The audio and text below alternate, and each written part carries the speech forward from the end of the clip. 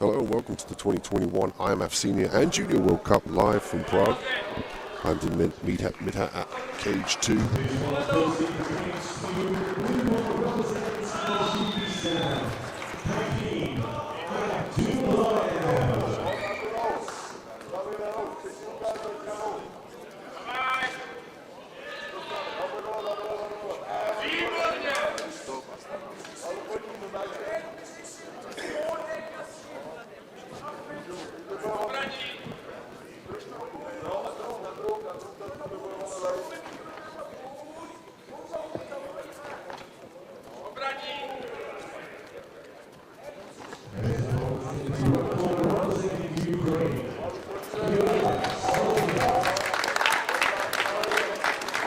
First up we have junior featherweights, 56.7 kilograms or 125 pounds. Hakeem Abdulov from Tajikistan in the blue corner. His opponent, Kirilo Solovyov from the Ukraine in the red.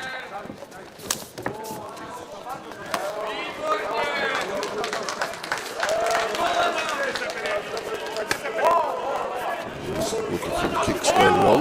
Nice double leg from Hakeem. Pass to the side here of the cage at this point in time is going to prevent him passing to the side. That's why he opted to go for the leg lace. Looking to scoot his hips back. Just got caught by the cage there. Looked like he was going to get his hips underneath him and work back to his feet.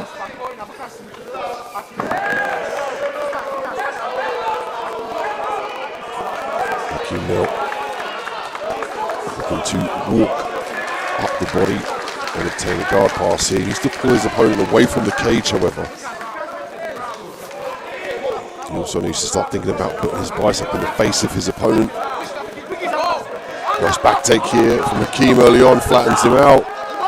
This is going to open the opportunity now for him to work the ground and pound on the chokes.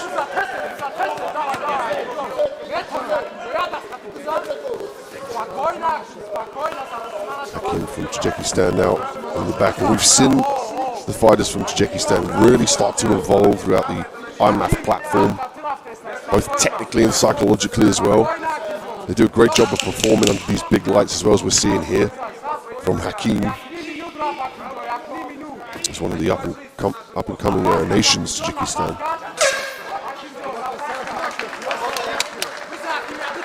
Kirilo now holding on to the arms, just making sure that doesn't get choked here. That's a smart play from Hakeem to switch to the strikes, which in turn might open up the choke for him.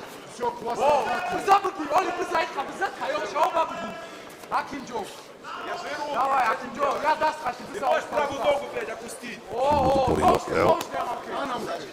Serves to control from the back. And also to disrupt the breathing as well of your opponent.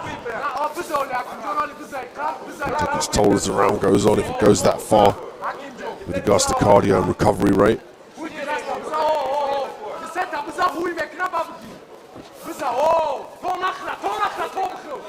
Hakeem now able to maintain control over the back. Just over 30 seconds left of round one. First fight here at the 2021 IMMAF Senior Junior World Cup, live from Prague. Kirilo looking to turn in the guard. That's one of the affordances of being caught in the body triangles. There is an opportunity to spin around, whereas if he had the traditional hooks on the inside of the hips, this very much nullifies your ability to turn because your opponent can follow your hips. But the body triangle, you can spin around. But in the first round, of course, not a lot of sweat, and with the rash guards as well, makes it very difficult with the material causing more friction to spin in the guard and face your opponent. Take a look at the replay. There was a head kick from Hakeem, big overhand right, and there's where he changed the level. Did a great job of utilising angles there. This is the back control. You can see there, triangle obtained from the back position here from Hakeem.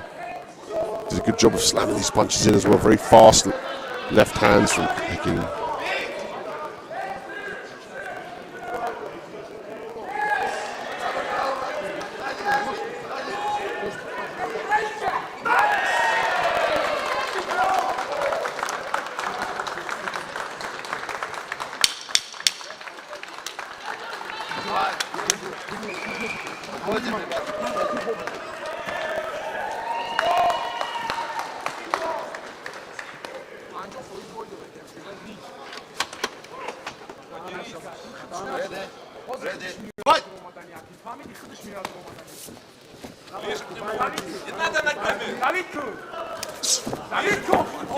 To get this fight to the ground. Great timing on that double leg. Turn it to a single leg now. Look for him to stand back to his feet, potentially switch to a double leg. He can drive his opponent back to the cage now and pull the hips away to obtain the takedown.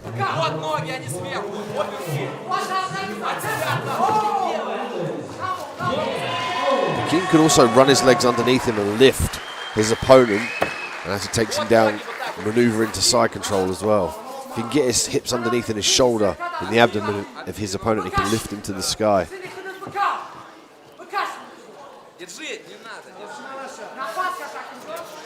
Parolo opting to hold himself to the body of Hakeem.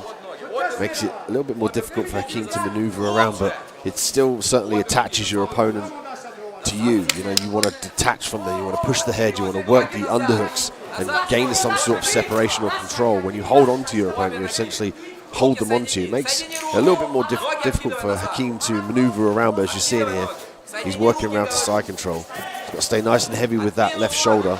So now he can run his legs underneath. Now he's going to look to pull him away from the cage.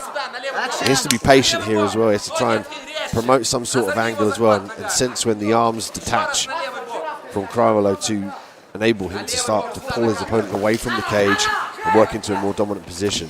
You can see there, it kind of disrupts the movement of the takedown, but it doesn't eliminate it now. As soon as second he gets up and works the underhooks, immediately the takedown is not threatened, and Crivolo now finds himself on the outside. You see the difference. Whoa, nice takedown attempt here from Hakeem. Doesn't get it though. Nice knee from Crivolo.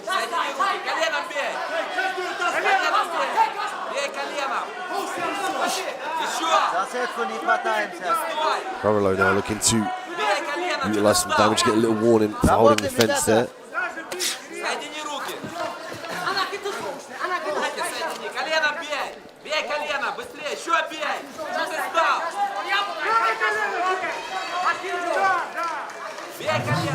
Crivolo, you could argue that in this last 30 seconds of round two, he needs to play the game of catch-up. He needs to score the takedowns, he needs to do some decisive damage from the top of the ground and pound. 20 seconds to work here. Keep doing a good job of utilising the overhook there. You can see the whizzer. He briefly looked to pummel, and that's the right thing to do. We've just got to separate the head to create a little bit of space. If he could use his right arm to push the face away of Crivolo, he might have some success there. Big takedown here from the red corner. Ukrainian looking to skip straight to mount there at the end of the round. Good job in securing the takedown from Ukraine.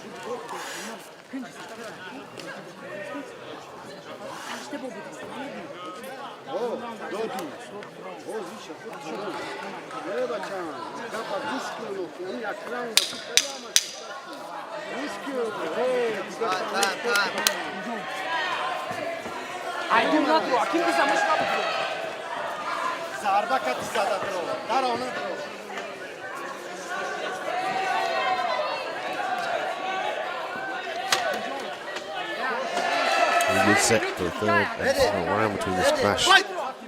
Tajikistan and Ukraine. King from Tajikistan in the blue corner, Crivolo from Ukraine in the red. We saw Crivolo get a nice takedown right at the end of the round. Let's see if he tries to shoot the takedown here. Nice turning back kick. Big leg kick as well. Crivolo taking his distance here, measuring with that lead leg. Looking for the uppercut as well to deter the takedown, but nice shot from Hakeem.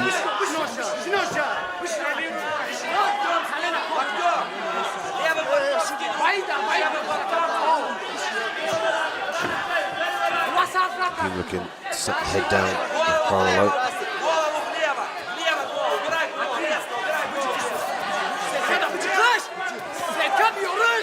He's got a few opportunities here to work against the cage. Head snap like we just saw there. He can pull down as well, and as soon as the head goes up, shoot for the double. Right on cue, beautiful work. Textbook wrestling as well for mixed martial arts. Make him think up, create a space, and then shoot the double leg in that space.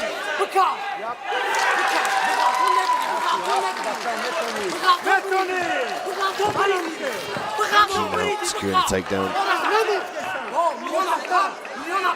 Let's see if he can make the adjustments now to pass the guard. Before he had a little bit of trouble passing the guard, largely because the fence was behind his opponent. Also, his opponent was holding on to the midsection and also laced underneath the legs as well, made it a little bit more difficult for him to maneuver around.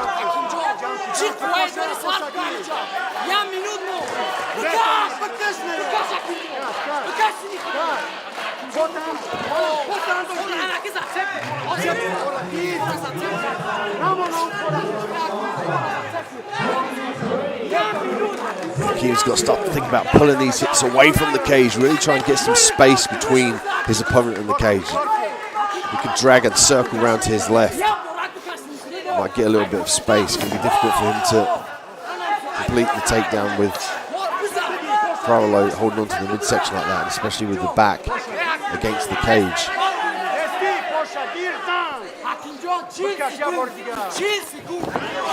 Oh, and Hakeem pulls Crowell onto the top of him now. We're going to see Crowell work from the mount. Hakeem did a great job of oopering out of that position and forced Crowell to rethink his avenue and look for the striking. Hakeem now forcing the takedown up against the cage. Head's quite low as well, which enables his opponent to put the hands around the body. It's going to be an interesting one on the judges' scorecards. You could argue that Hakeem did most of the control, the majority of the fight. Carlo did a good job of stifling that takedown up against the cage. Nonetheless, we'll go to a judge's decision here for the first fight on cage 2. As we take a look at the replay, this is where Hakeem decided to pull the head down and work the double leg, some nice knees as well. Being careful to go to the body. Up against the cage, we saw Hakeem struggle to create the distance there. He was looking to create some distance and ended up pulling his opponent on top of him.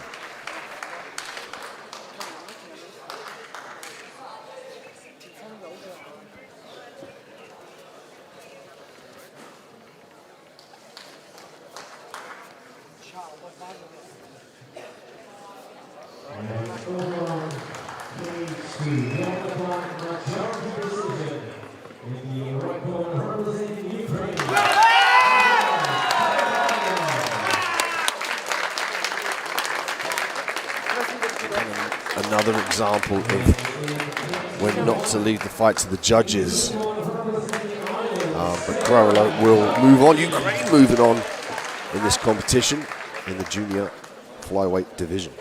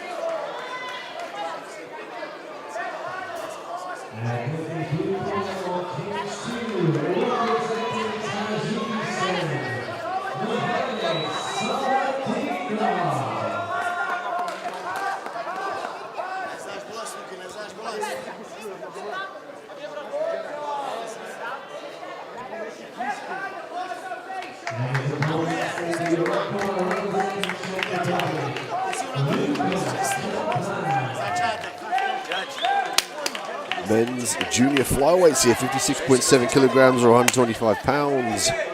And we have in the blue corner, Mohamed Salhadinov from Tajikistan. His opponent in the red corner, Lucas Kaplan from the Czech Republic. And already Mohamed looking to take this fight down to the ground. Does a good job of working off the cage. Full guard here from Lucas. Open guard now, potentially looking to create an angle for the Kimura, but you can see there his arm's trapped. His left arm, excuse me, his right arm was briefly trapped there. Mohamed did a good job of looking to secure that hand, sometimes called the Dagestani handcuff. There's a Kimura attempt here. Well, we've seen the Kimura as well throughout the IMMAF really throw a spanner in the works of the guy on top. The second the guy on the bottom snatches that up, he can sweep, he can submit, and almost certainly stifles the opponent's ability to pass. But we've seen Mohamed pass here now, looking for the Americano, look for him to grab the wrist.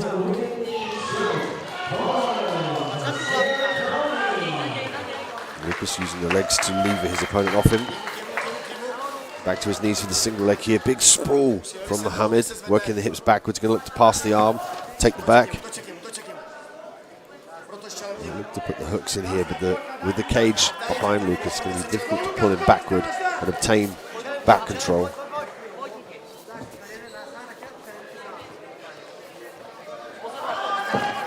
Power guillotine here. He's going to use the elevation for the submission. Mohamed Salhadinov from Tajikistan wins by a power guillotine.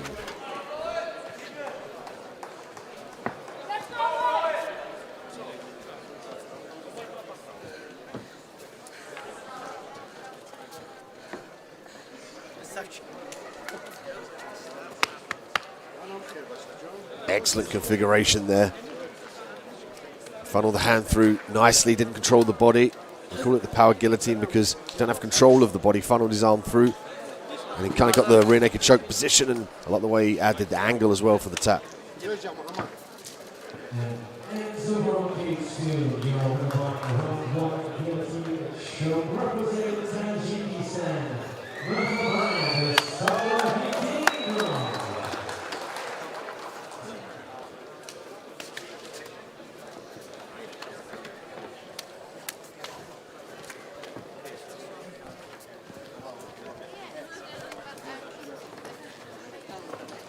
As we run the replay back here, we see the nice takedown early on from Mohamed. This is what enabled him to stay in the top position. Great sprawl as well, briefly threatened the back here. This was all in the path of this guillotine choke here. You can see there he creates the angle, circles ever so slightly round, squeezes the arms together and forces the tap. Tajikistan once again moves forward in the 2021 IMMAF Senior and Junior World Cup.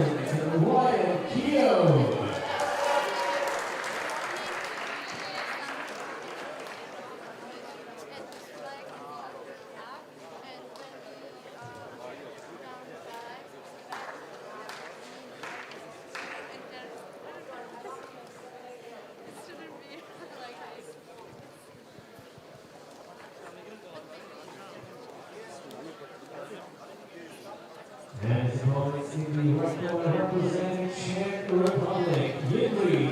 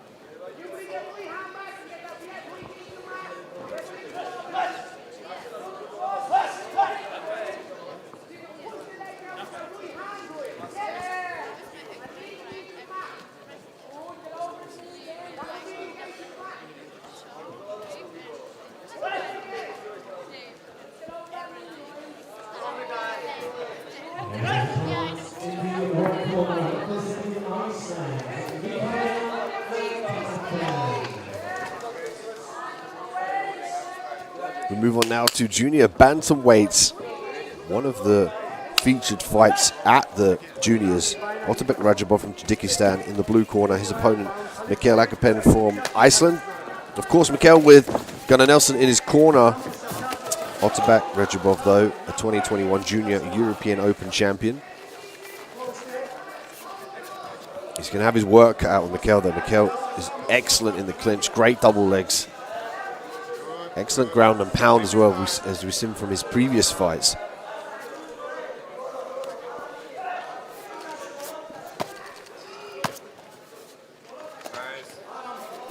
Some great knees here early on from Otabek.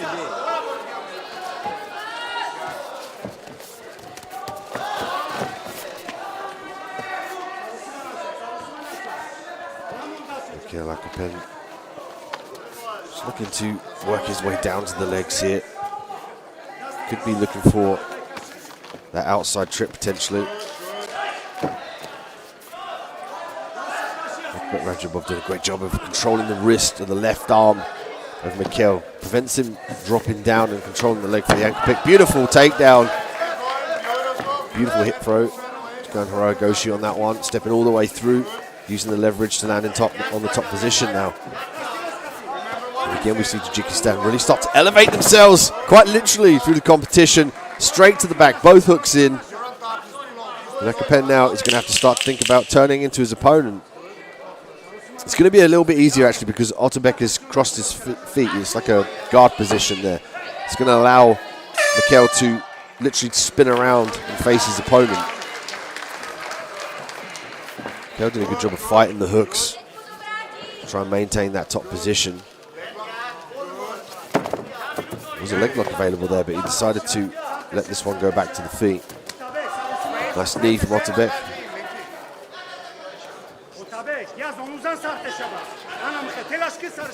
Powerful knees from Otabek. That one missed, actually. Oh, beautiful takedown. Picked the ankle up. Straight back to his feet, however is Rajabov. Again, same takedown attempted. Mikael just sensing that a little bit, just skipping the hips off to the left side.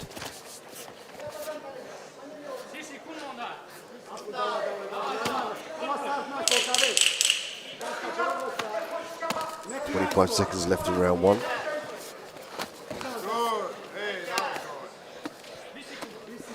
This was one of the fights that many people in the IMMAF working and spectators were looking forward to. Such highly talented athletes, such a young age. We see a scramble for the takedown. Single leg attempt here from Otabek Rajabov. High crotch. And you can see the dexterity of Mikael as Otabek gets the takedown literally in the dying seconds of the round.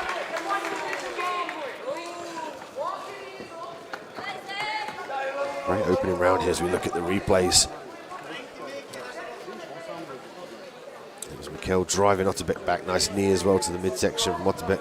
He really does slam those in, and he likes to contact with the top of the knee as well for maximum efficiency. Here's the Haragoshi, steps right across, uses the whizzer as well for leverage. He went straight to the back from this position.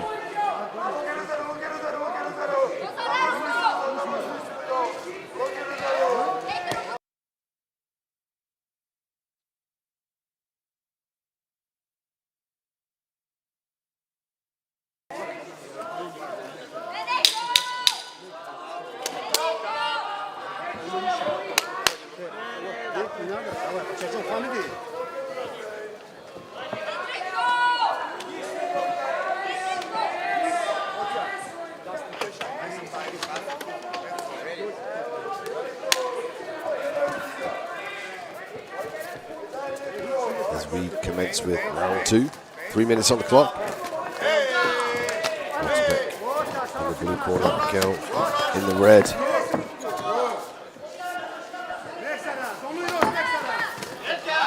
Nice Uchimata attempt here from Mikael Akapen.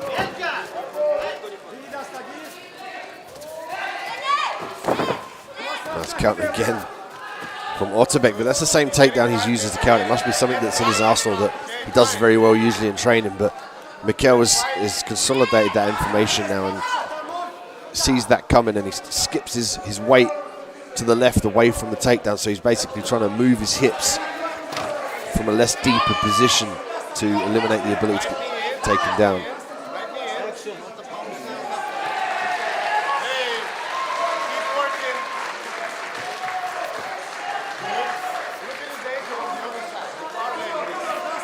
Leg now, double leg switch from Mikkel. Wrist control from Otterbeck.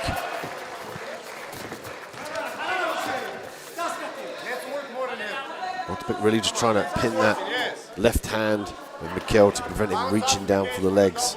Also opens up the knee as well, but what he's looking for is separation here. Working the whizzer, but ultimately he wants underhooks. He needs to create that opportunity. Mikkel now looking for the takedown, pulls Otterbeck on top of him, back up to his feet. Back control from Otterbeck. Nice roll from Mikkel.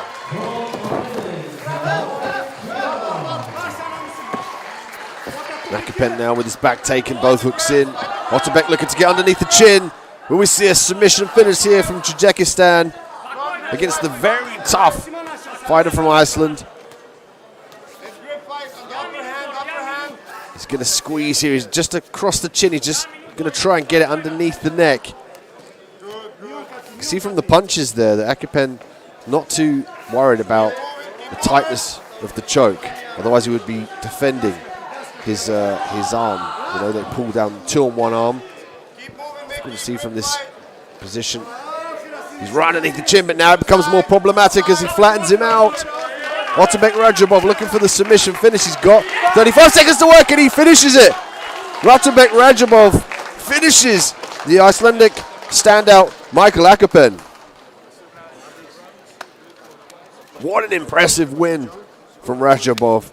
Take a look at the replay here. It was the flatten out that allowed him to utilize that position. He's got the body triangle as well, which puts immense pressure on the back.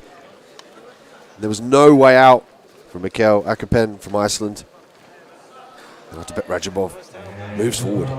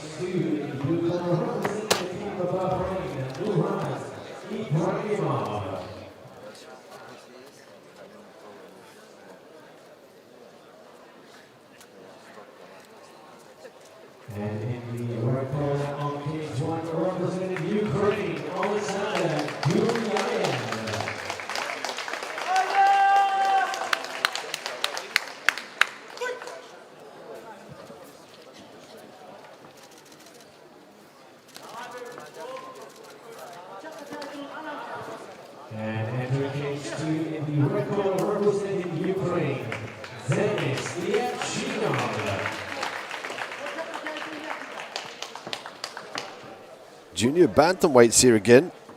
Murad Ibragimov from Bahrain in the blue corner. His opponent Denis Nemchanov from Ukraine in the red. And we've seen Murad Ibragimov with a great double leg.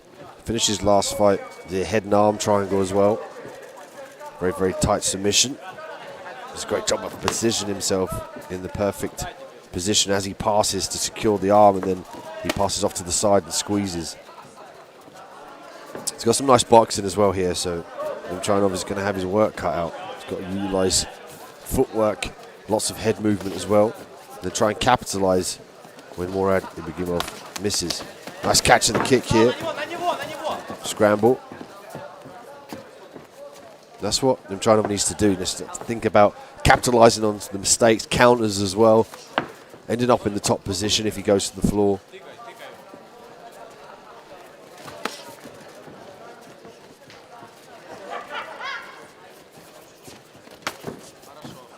Nice leg kick from Dennis.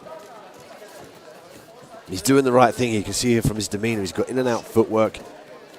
He's not allowing himself to completely commit to the power and allow Morad to change levels underneath that power shots.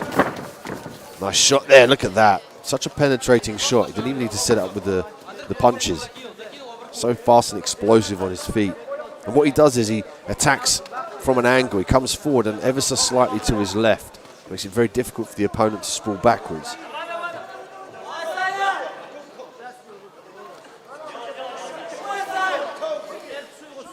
Morad here now will work the head control. Stifle his opponent into the cage. And use that to target and work the body and the head.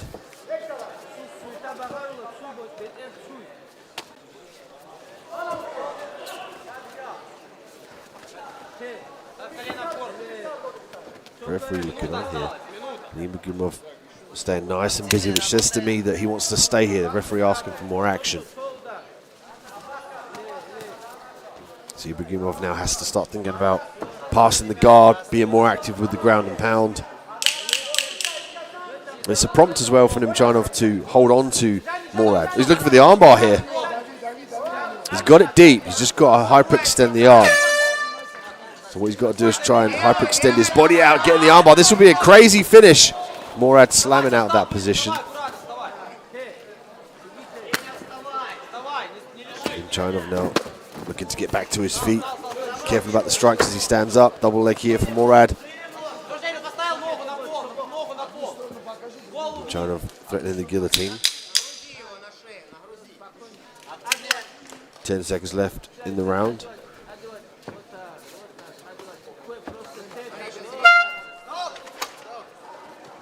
Great first round, and again we see the penetrating double leg from Morad Ibragimov. Nimchanov did everything right, just got caught by that double leg. I'd like to see him throw some more uppercuts as well to deter Morad from coming in with those double legs. But you can see here from the replay, there was the catch of the body kick and the scramble. Watch this shot. Fakes the punch. You see there he comes from just slightly to his left. He comes from such an unorthodox angle. Makes it very difficult for his opponent to defend. Here with the strikes as Nimchanov tried to get to his feet and then immediately drops down to attack the legs.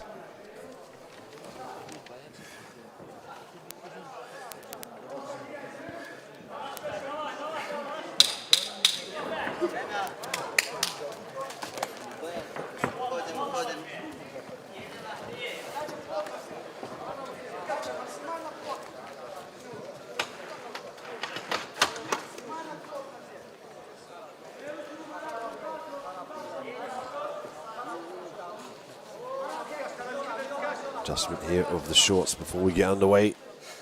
Are you ready? Ready, fight! And we're ready to go. Round 2, 3 minutes on the clock. Ibragimov in the blue, Nimchanov in the red.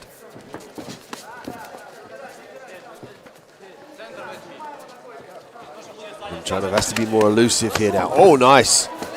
Nice overhand left from Nimchanov as he caught Morad coming. That's what he's got to do, start to capitalize on what he thinks Morad's going to do. The uppercuts, the overhand rights. I'd like to see Nimchanov disengage from this position here, because if Morad can circle to the outside position, he's almost certainly going to be able to control.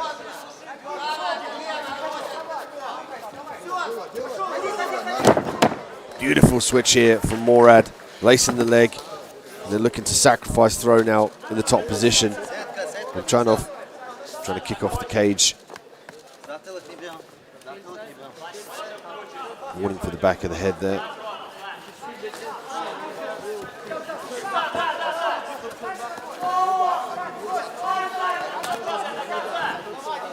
Nemchanov with the overhook here, the right arm with Murad as well. Potentially use that to set up a triangle, but uses this opportunity now to try and circle off the cage. Murad does a great job of shutting his opponent down. He follows the hips, really starts to try and maintain this top pressure.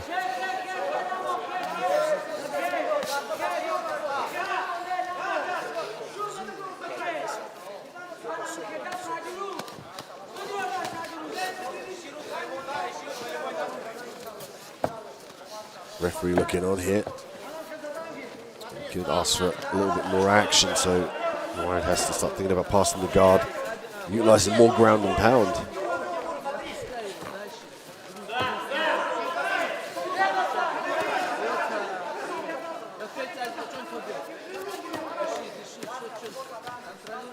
Shots here from Nemchanov to the thighs of his opponent.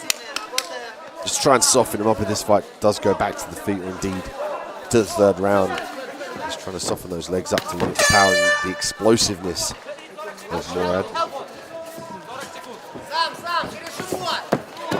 Double leg straight away from Murad. Gets it nice and deep. It's a brilliant job of getting nice and deep with the takedown, using his shoulder as well and the abdomen of his opponent to lever up and to the side.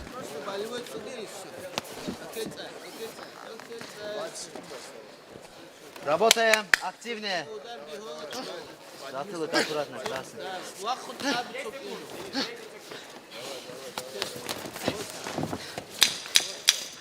Ground and pound here at the end of the round for Murad.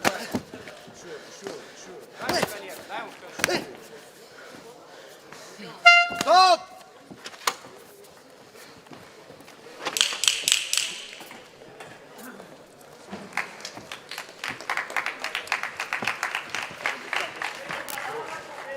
Here's the replay. Look at this sacrifice throw. Beautiful work. Just turns down, uses the underhook as well. It's very important with that throw to make sure that you turn on that center line to pivot round and look over your shoulder so you don't pull your opponent on top of you. Murad well versed in the ground and pound game. Here's a double leg again. See the way he got underneath his opponent and just levered him over his shoulders to finish that takedown.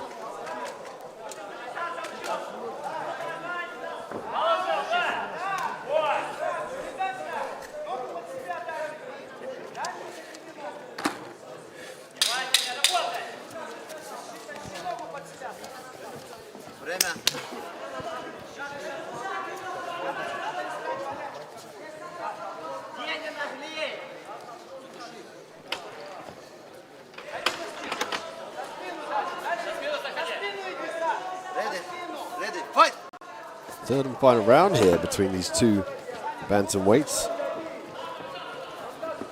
You said Murad really start to dictate when the takedown happens. Nemchanov not been able to sprawl and detach from those takedowns. I see Nemchanov now starts to pull the trigger a little bit more combinations and lateral movement as well. He's bouncing in that range quite well. Nice combination there from Nemchanov, finishes with the body kick. Leg kick catch here. Again, look at that angle that he creates. The second he shoots the angle, you can see the nod of the shake of the head of Nemchanov in frustration. Just unable to prevent that takedown from happening. Murad's got 2 minutes to work now on top. And he's going to have to stay active here. The referee already stepping quite close to the action. Says to me that it's either he's looking to stop the fight, which in this case there's not a lot going on to stop the fight, or tell them to hurry up the action. They'll get warnings for inactivity. And if they're too inactive, they'll get stood up.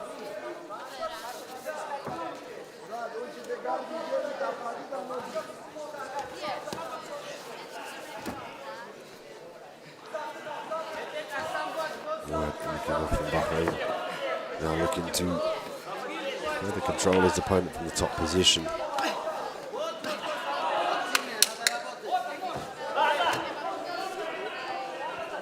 In the junior national team rankings, top 15, we see Bahrain coming in at number 3, behind Kazakhstan and Russia. Russia number 1. Submission attempt here from Nemchinov. Briefly looking for the triangle.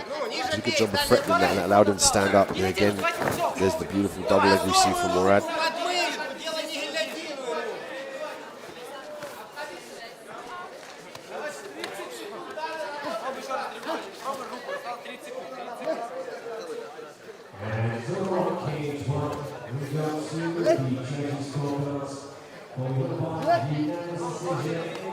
Murad did a great job of shelving his opponent's legs to limit his ability to force the hips back to the cage.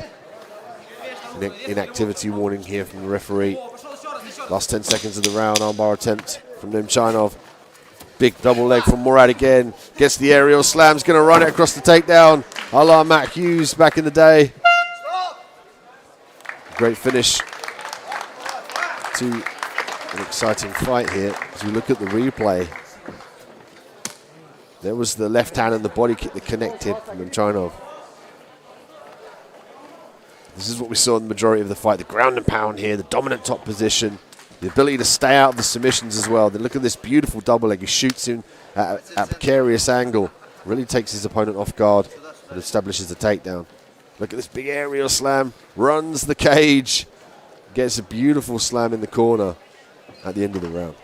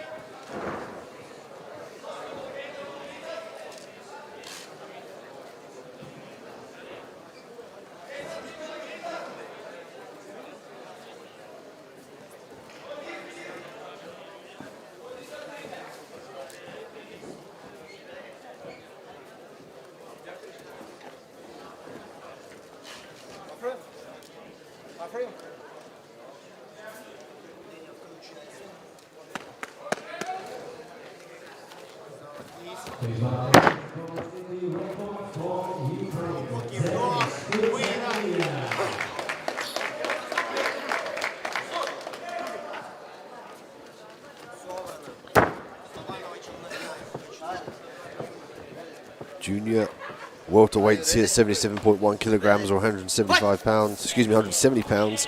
Miguel Navarro de Brito from Spain in the blue corner. His opponent, Denis Kotela from Ukraine in the red.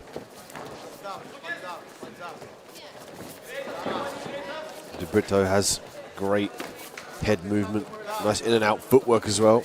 Great kickboxer. Kterého has some great counters as well, particularly the left hook on the feet.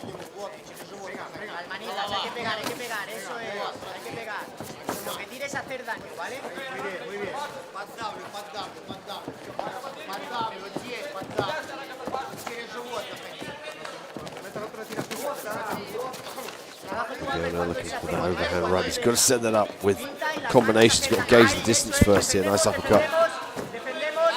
Going out in the top position. Dennis looking for inversion, potentially for a leg lock there, but might give up the pass. Good guard retention from Dennis.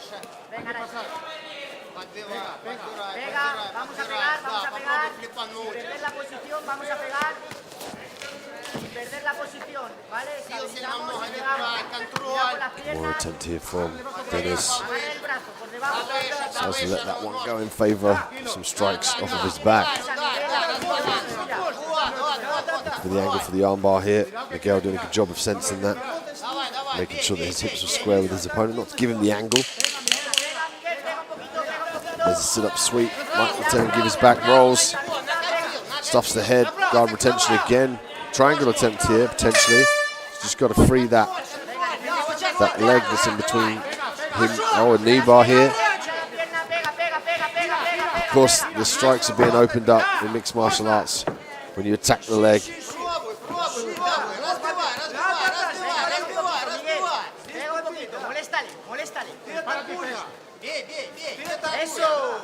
There some ground and pound here, using the head pressure to target the head.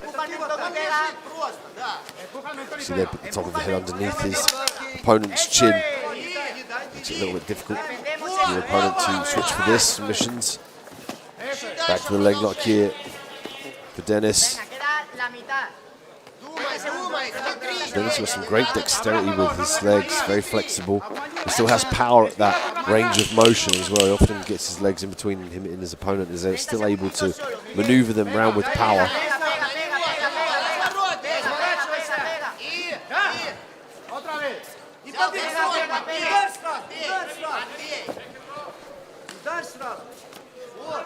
Into the last 10 seconds of the round here. Spain and Ukraine battling out 2021 IMMAF Senior and Junior World Cup live from Prague.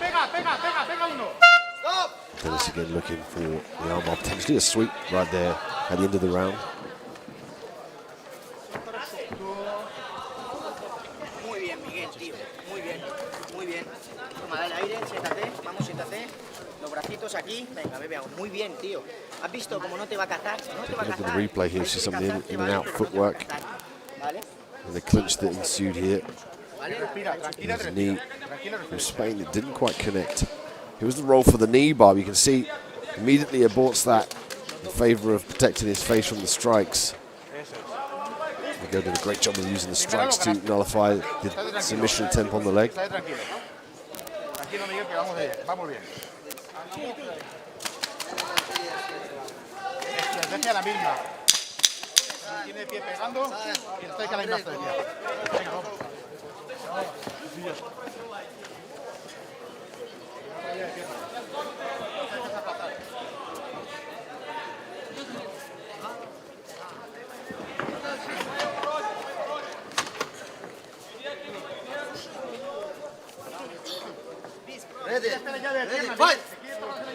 Touch of gloves here just before round 2, 3 minutes on the clock.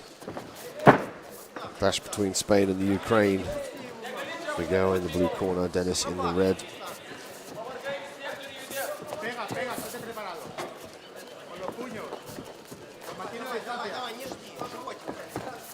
They're struggling to find the range with that overhand right. Could potentially use the jab to set that up. Drops the mouthpiece.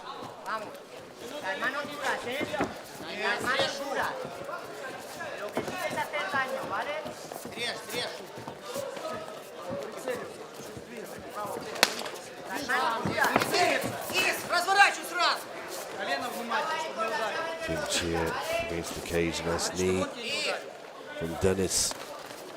Return fire from Miguel. Again, now looking to potentially expose the back. To walk round to his left.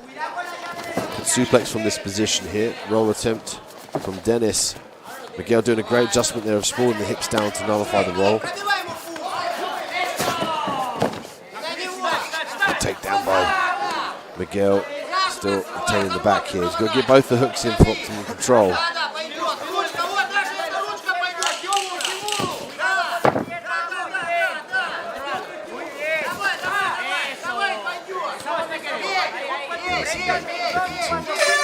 Roll to his back. You get a warning just for striking the back of the head there.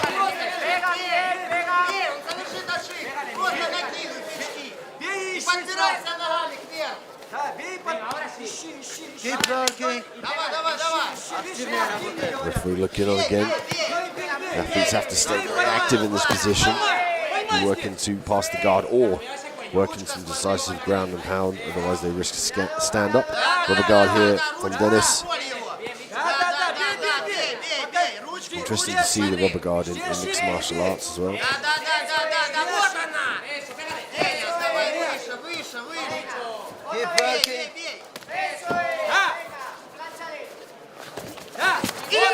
Nice sweep from Dennis, beautiful work. Just got to be careful about giving his back up here. And Miguel very aware that his back could have been taken, utilised the right unhook there, gave up the mount. And often we'll see that in mixed martial arts, in favour of giving up your back, people go to their own back to give up the mount. And the back is a very damaging position if you can get flattened down, but if somebody's mounting, you can still buck them off. You've got a little bit more ability to sweep. And here, as we see Miguel work the sweep as Dennis looks for the omoplata, but opts to go back to the full guard.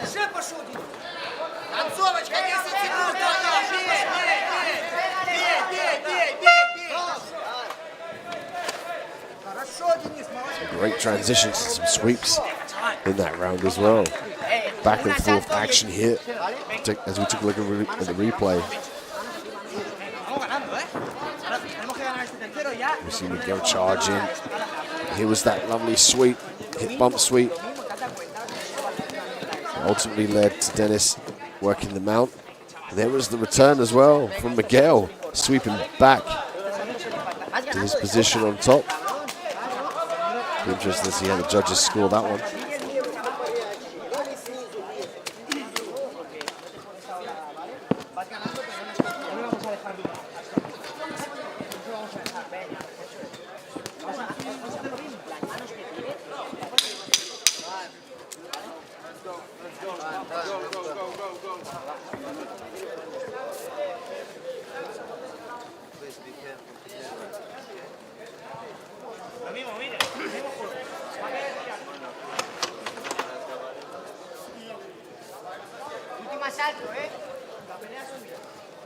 Ready, ready, fight!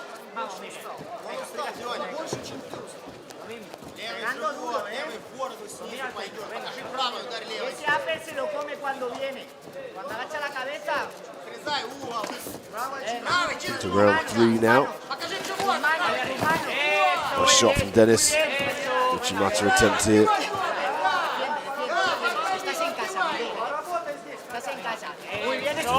Match fight here. Nice Uchimata finish from Miguel. Gets the fight to the ground and very evenly matched so far. Both athletes have had sweeps in their own right. Nice takedown though from Miguel. Might look to stay on the top here and control. He's got to be careful of the triangle here of Dennis.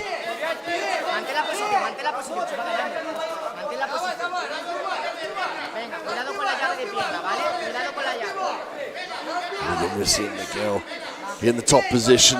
Dennis fighting off of his back, struggling to get the angle. Unhooks the leg, potentially might kick off the cage here for an armbar. Finding it difficult just to skip that leg over. Could use it for a sweep or a platter. Miguel staying out of those submissions very well.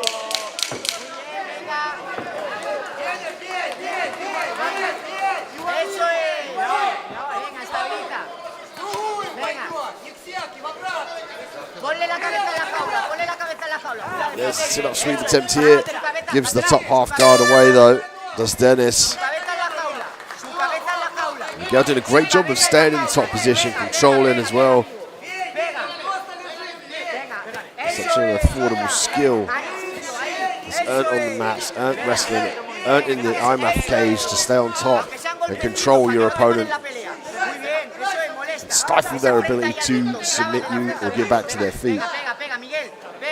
We see Miguel here from Spain lead a perfect example of that. He's got the takedown, he's going to stay in the top position now. In the judge's eyes, he's on top. He dictates the takedown. There's a stand up from the referee due to inactivity.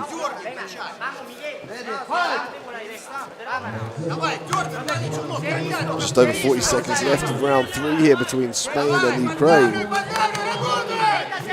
And Miguel looking to level change. I like the way he fakes upstairs as well, just to disguise that clinch. Dennis on the outside now completes the takedown. The referee already asking for more activity. Last 15 seconds of the round.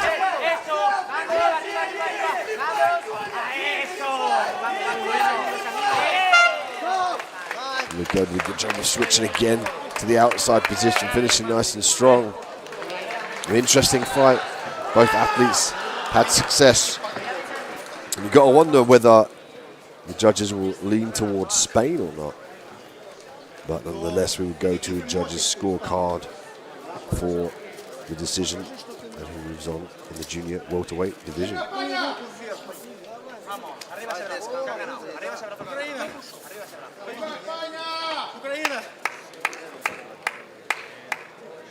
And so on cage 2, your opponent split decision.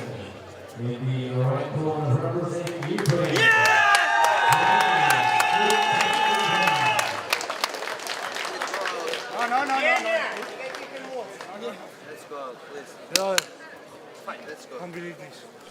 Again, we see another example of when to never leave it to the judges. Miguel was on top majority of that fight, but he didn't do enough to try and finish or actively pass the guard, so that's a lesson learned for him. And the Ukrainian will move on in the competition.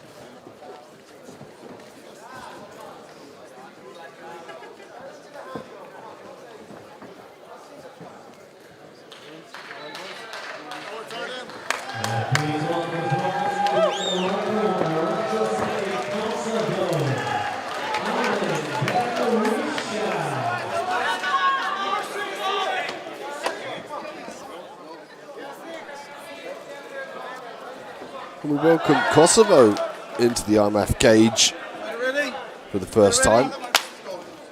We have junior heavyweights Yaroslav Strelets from Ukraine in the blue corner, Arland Berisha from Kosovo in the red.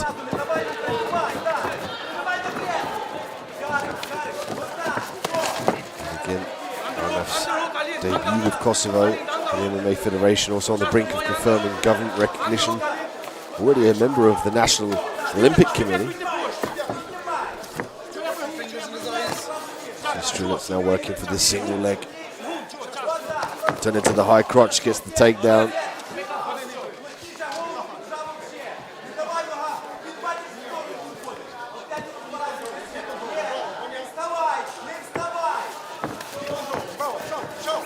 Kick off from Berisha. Back to his feet now. Working the guillotine here. Got the power guillotine. Good takedown defense here from the Kosovan. Great debut so far. Power guillotine attempt here. This is going to put a stagger in the step here from the Ukraine. It's Arland Berisha from Kosovo in Kosovo's debut. Winning by guillotine.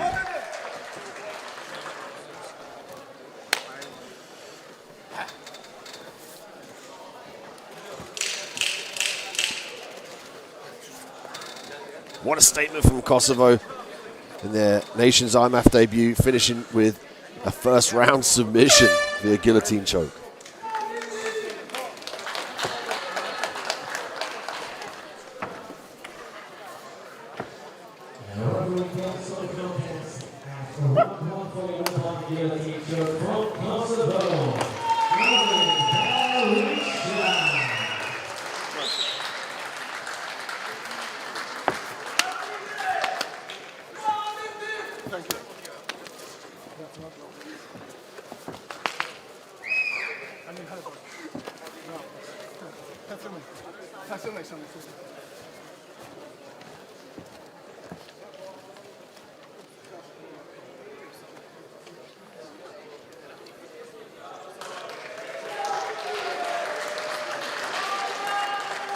As we see from the replay, there was the high crotch from Strelets, but it was this that finished the fight. Look at this power guillotine setup.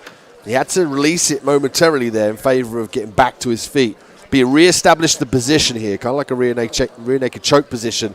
Squeezed, elevate his opponent. Look how many taps are going there. Beautiful win for Kosovo in their debut.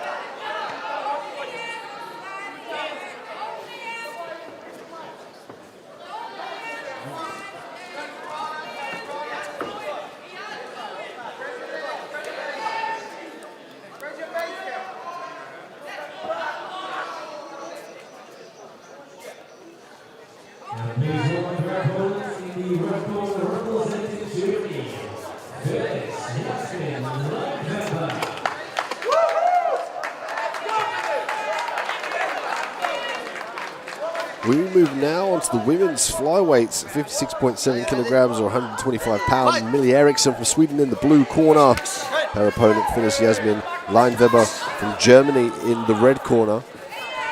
And we've seen Millie work in the IMMAF cage before as she sends Weber crashing to the mat, looking for the finish early on now. Barrage of punches from the Swedish fighter.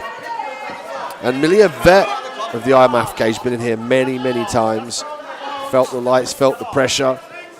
She's got great in and out footwork, excellent kickboxing.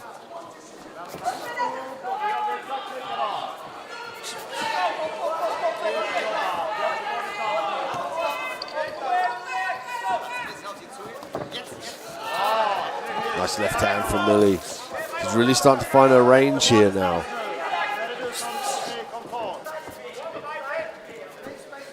She's coupling that with great footwork as well, coming out. Looking for the jab.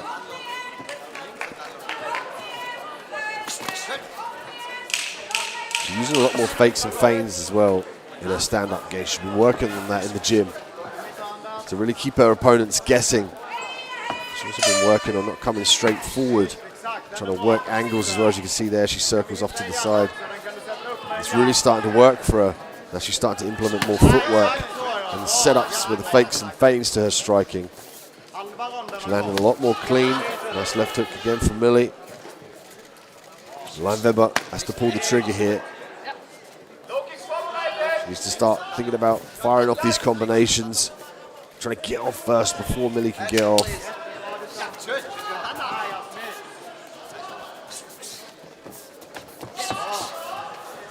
Nice leg kicks from Millie as well.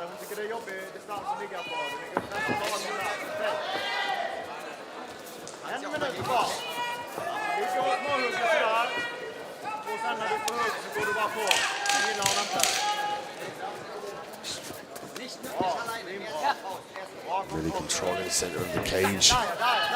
Great left hands from Millie as well. They were just struggling to pull the trigger here and put the combinations together, throwing single shots. She's not giving Millie any deterrent from coming in. And Millie's throwing from all angles, different strikes. She's using jabs and uppercuts. She's using lateral movement as well as kicks at the end of her combinations. She's more of a complete package here from Millie Eriksson from Sweden.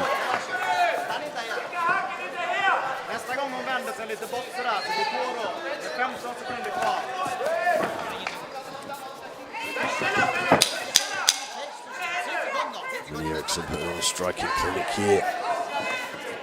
It's the fighter from Germany. Nice teep as well. Great first round for Millie. That's got to inspire confidence as well going back to her corner for this second round. She might look to land this decisive right hand a little bit more in the second round, but we look at the replay. There was the catch. She looked to kick the leg. It just caused a disbalance of Weber. There's the barrage of punches as Millie comes down. There's that right hand that she might look to target in the second round. She's set it up well now. She's had the feeling out process. She's got that out of the way. Now she's got to look for that power shot, start to really do some damage.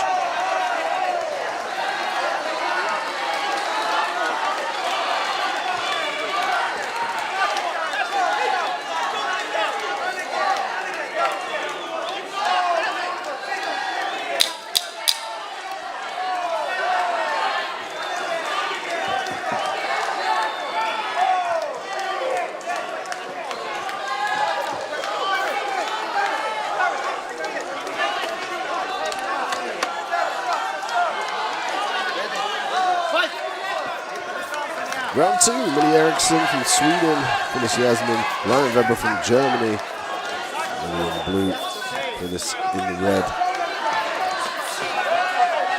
Millie now starting to switch stances.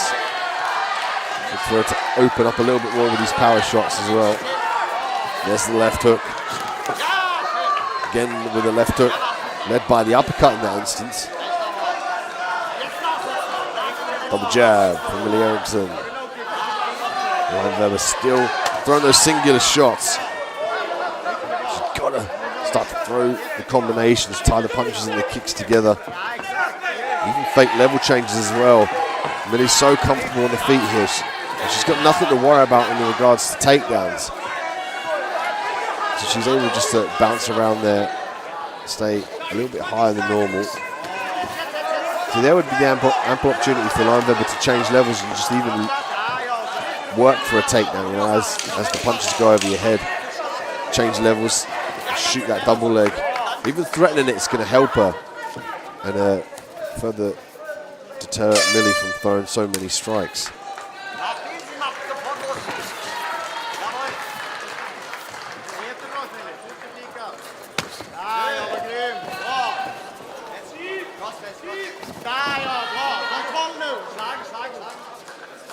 There's a takedown here from Millie.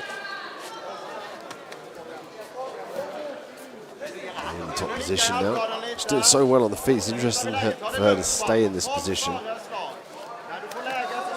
might just try and dominate at the end of this second round.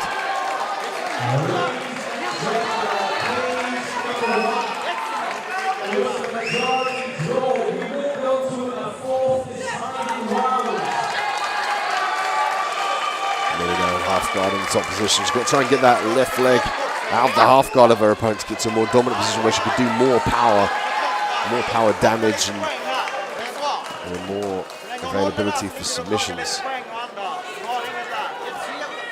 And there she's trying to hike her hips up, try and free that left leg.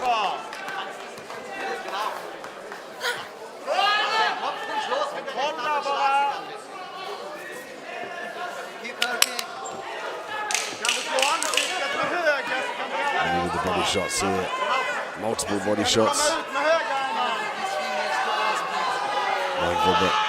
Just hold on to the head and the overhook.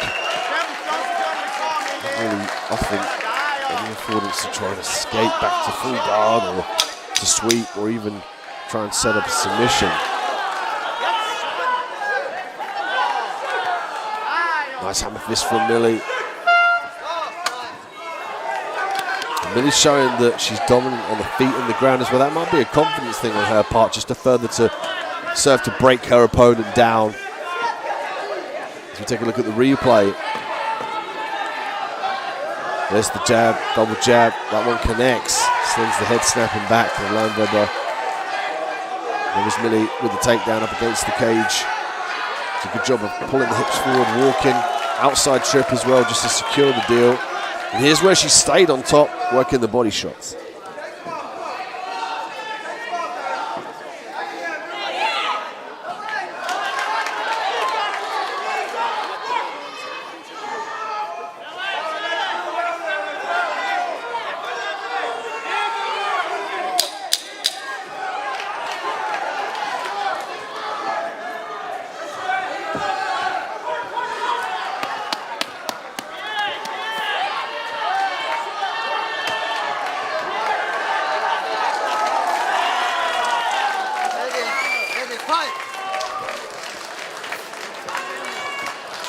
Round 3 here. Millie Eriksson from Sweden for this Yasmin Leinweber from Germany. Millie in the blue for this in the red. And we've seen Millie put on a clinic on the feet as well as on the ground as well. She obtained a nice takedown, maintained the top position. This is where she really shines. With the double jabs, the uppercuts, and looking to land that right hand. She's got more and more confident as this fight has grown. She's been very loose in there as well. She's employed a lot of lateral footwork to eliminate the ability from her counterpart from Germany to land any shots. Nice takedown again from Millie. She could be starting to think about limiting the damage and economy of movement for the later fights.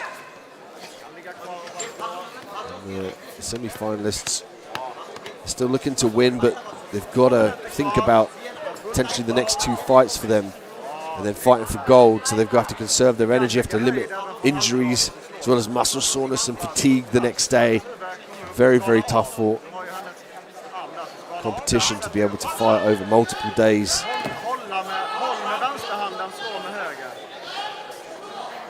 They have to think about their cardio as well as the technical advances in their game.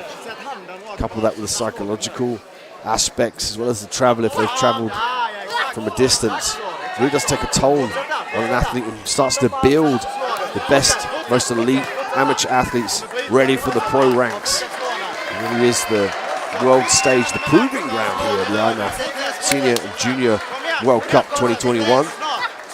Punches now from Millie, and the referee's seen enough. Millie in the full mount, working those right hands, forcing the referee to dive in and save Leinweber. If you look at the replay here, multiple punches in, no intelligent defense. Referee asking Leinweber to protect herself furthermore. She ate too many shots for him, and he called a stoppage to this fight. And it's Sweden that will move forward in the competition here at the semi-finals.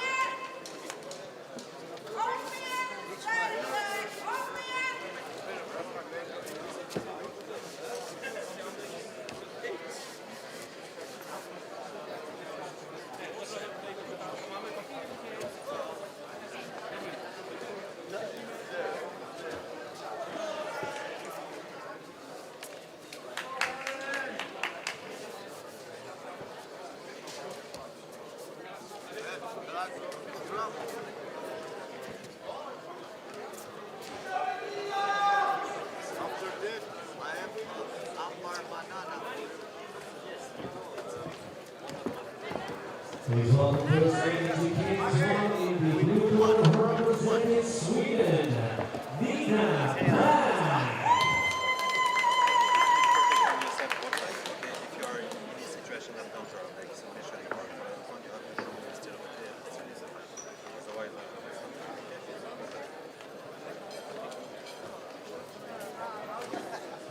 And in cage 2 in the blue corner representing Germany,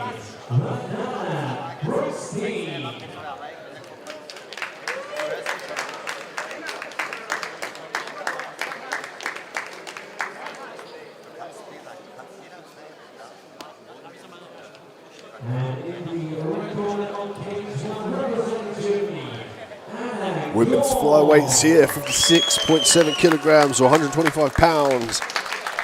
We see the exciting BJJ specialist Rihanna Bruckstein from Germany in the blue corner. And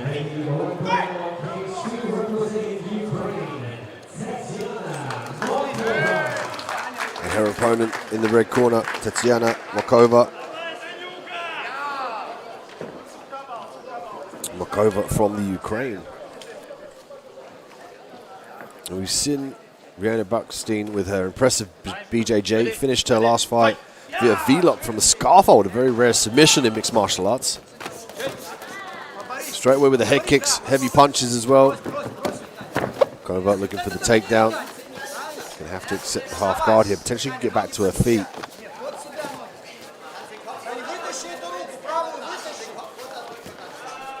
And this is where Bruckstein comes into fruit. She's gonna look for the Kimura from behind the back there. Big ground and pound here from Bruckstein. Referee is looking on. Makova has to intelligently defend or try and escape this position. She might give up the back here.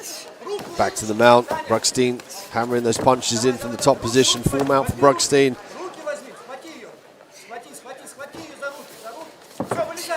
The German now looking for the Americana, or the key lock sometimes as it's called.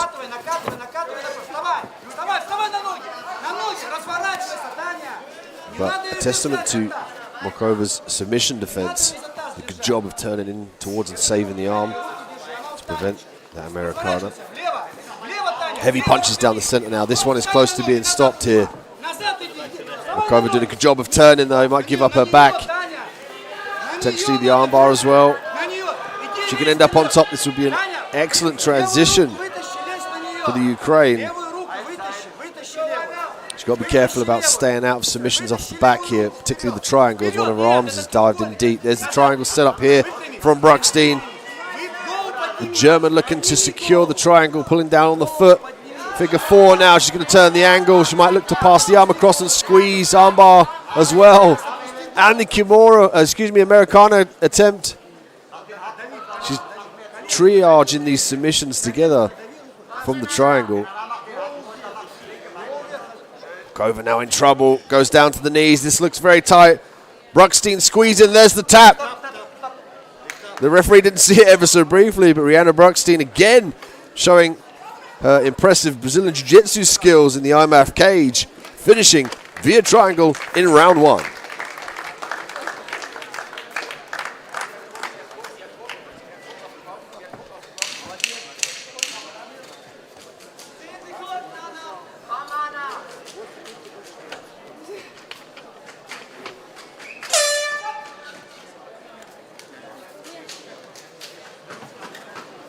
And over on cage 2, the 11.6 from triangle, representing Germany,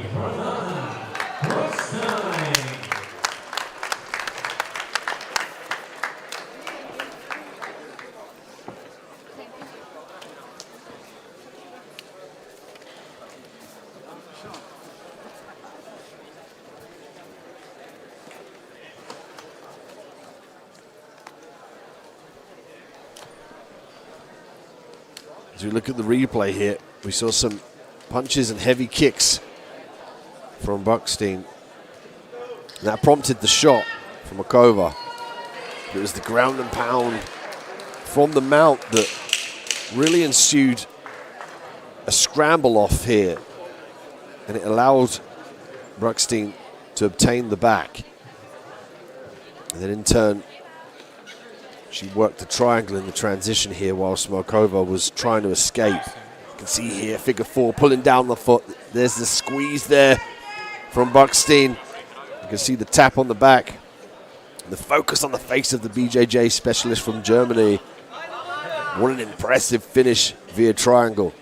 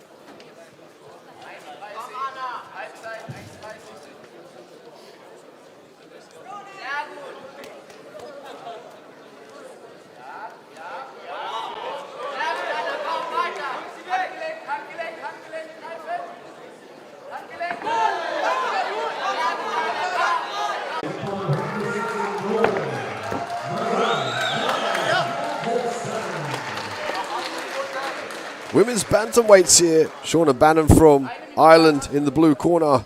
Maria Kald Andresen from Norway in the red. And we see the return of Shauna Bannon to the IMMAF cage. First time since she's given birth to her adorable son, Jace. And I'm sure she's going to show the footage when he grows up. Shauna Bannon, 6-3-0, over 20 national titles, ranked number 15 of active UK and Ireland women pound for pound. 2019 world silver medalist, as well as the 2017 Waco world kickboxing champion. She also trained during her pregnancy and trained just 4 weeks after giving birth, fighting 2 times already since giving birth to her son. Separation from Bannon. Looking to land that overhand right. Again with the right hand. Anderson really struggling to keep those hands up in the exchange. As you can see here, she drops her hands as she starts to fire the punches. Shauna looking to catch Anderson as she comes in with that lead leg. Anderson doing a good job of driving Bannon back to the cage here. Smart play, given Bannon is so talented in the striking realm. Bannon circles round to the outside, however. You see Paddy Houlihan in the corner of Shauna Bannon.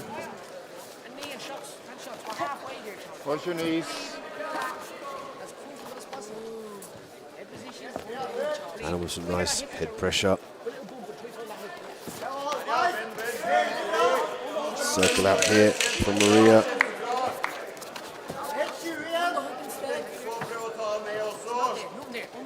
Maria with a nice knee, looking to pummel that left arm in. When she gets the double underhooks here, she's going to have optimum control and start to work the takedown. She's just got to pummel that left arm in and underneath the right arm of Shauna to get the double underhooks and then clasp the hands together. Shauna doing a great job of circling out of that position. Shauna pressing forward with the right hands, double right hand, body kick. Barrage of punches for Shauna, looking for the finish.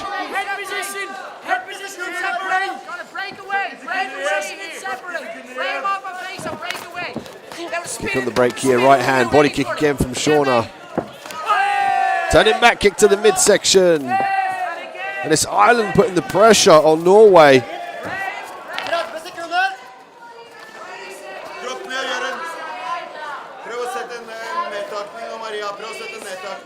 Really doing a good job of working in the outside position now, dropping down for the single leg. Got to be careful of the guillotine here. Pops the head out of the guillotine, gets in the top position now. Last 10 seconds of the round. Shauna fighting off of her back. Anderson with the body shots. Exciting first round from 2 exciting prospects. Look at the replay here. We see Shauna with the leg kick. Goes in again with the leg kicks, gets caught with a 1-2. The Norwegian fighter. Measuring up the distance here, looking for the big overhand right, which connects. Slightly wobbles Anderson. Here was some of the cage work. You can see here, Anderson turning Shauna around so she establishes the outside position. Nice combinations, body kick here from Shauna, big right hand, double right hand, body kick again. Shauna really putting the pressure on. Turning back kick as well, landed beautifully to the midsection. 1-2 from Shauna. Shauna doing a great job of just displaying the striking skills that she is known for. Ready.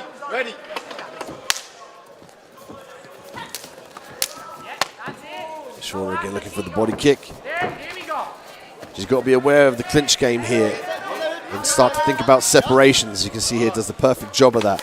She doesn't want to end up against the cage here. I'm sure she's got the information from her coaches to avoid the clinch and avoid having her back against the cage. She's going to do that with fast punches, with footwork. And the second she senses a clinch here, she's looking to push her opponent away via the head or the hips. Perfect work here from Shauna Bannon.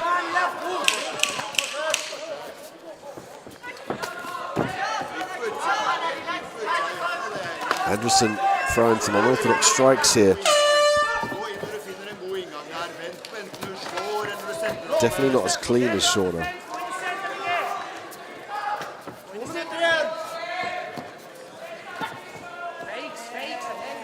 You see Shauna with that kickboxing background, that bouncing footwork, in and out movement.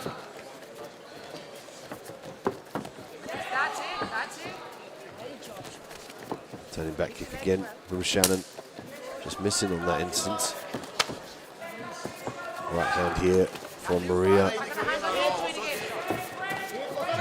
Bannon now fighting for the outside position. She might look to secure a takedown up against the cage here. With her on the outside position and the double underhooks, she can pummel her left arm in and under, clasp her hands together here, but she's got to be careful about getting turned up against the cage. She doesn't want to allow Anderson to get the outside position.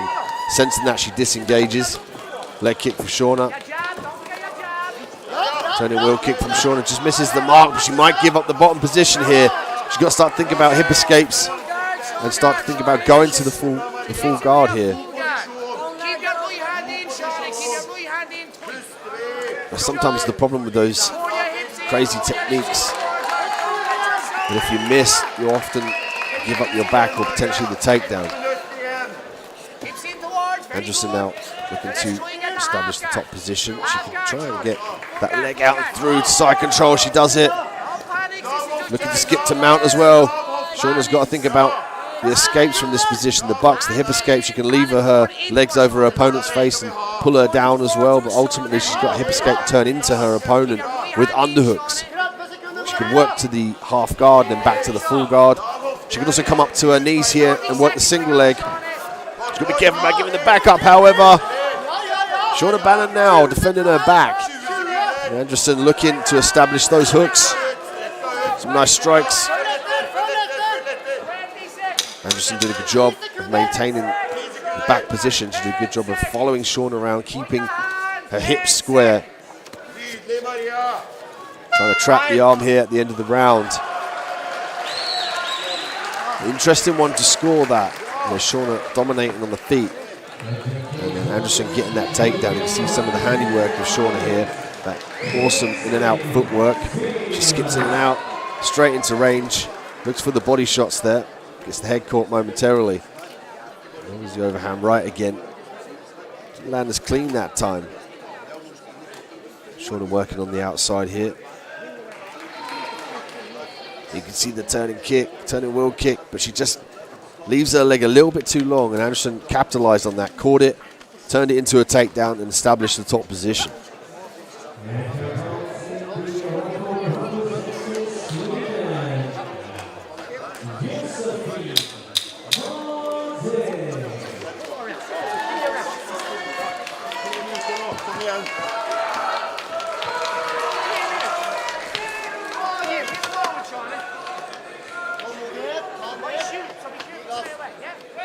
Ready, final round.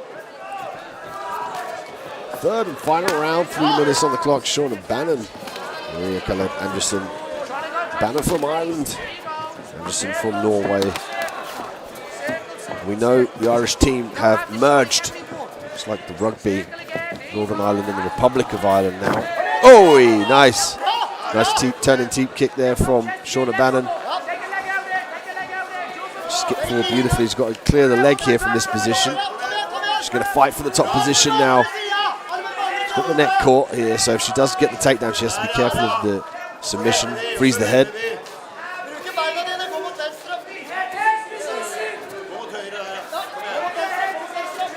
Shauna now might look to break in this position. Oh, nice turn from Shauna. Ends up in the top position now in the full guard. Start thinking about passing the guard here. Interesting to see her accept the ground and want to dominate on the ground. She's going to get that left leg out of this position, much like we saw Anderson in the previous round skip round to a more dominant position. Anderson doing a good job of levering the head of Shauna. Shauna controlling the head and the arm here. Crucifix position. Shauna looking for the mount, full mount here for Shauna. If she can maintain this top position, she can slam these punches in. Norwegian fighter now in trouble. Shauna looking for the body triangle. Great work from the Irish fighter to understand where she wants to capitalize now and chase after what she wants. Anderson with the turn, Shauna now off of her back. Just over a minute left in round 3. Norway now in the top position, looking to posture up and do damage.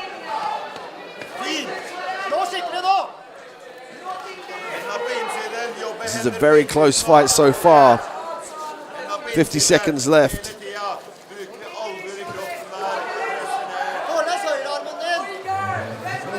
Anderson now looking to posture into her opponent. She's to be careful about leaving the arms out for the triangles and the arm bars as well.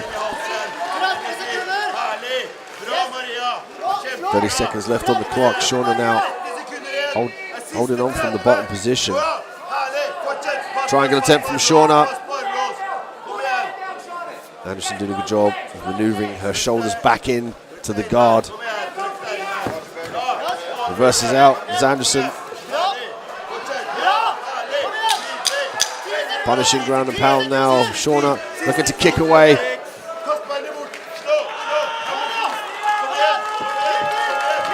Norway and Ireland battling out in the corner of the cage at the end of the round. And this one will go to the judges' scorecards. And for these bantamweight female fighters, they go to the judges to see who moves on. Here's some of the action from Shauna. There's the overhand right again. Landing is clean, but here was Shauna in the top position. She eventually looked to get the mount position here. We saw Shauna work off of her back, just unable to secure the triangle that she threw up a couple of times. This is the end of the round here with Shauna kicking away at her opponent.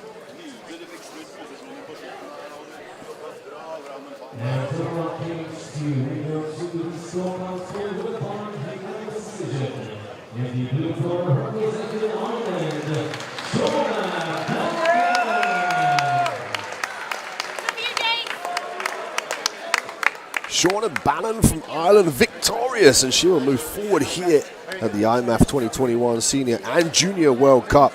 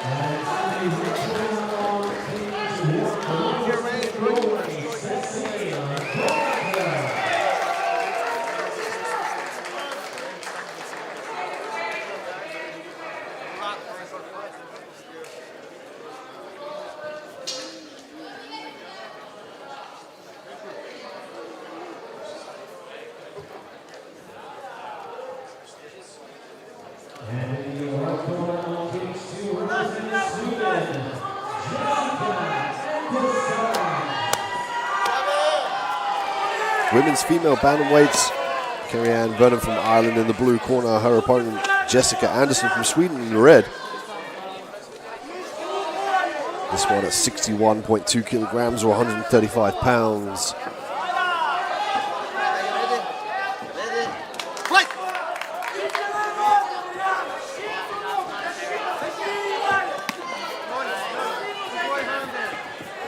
Jessica, known for her power shots, she likes to counter as well as her opponent comes in. As you can see here, she's winging those shots in, leaving the chin up a little bit in space.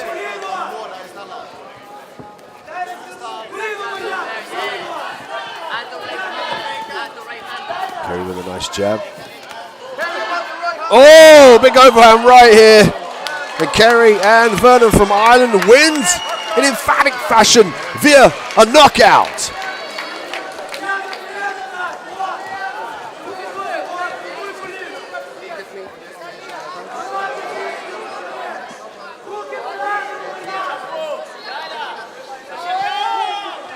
Check out the replay. It was the jab to set this right hand up. She ate her 1-2 shot there. It was largely the chin up in the air. Look at this. She measures, boom, big overhand right. We're talking about the chin of Jessica being up in the air and the hands being down. Kerry-Ann Vernon capitalized on that perfectly. Ireland moves forward with a spectacular knockout.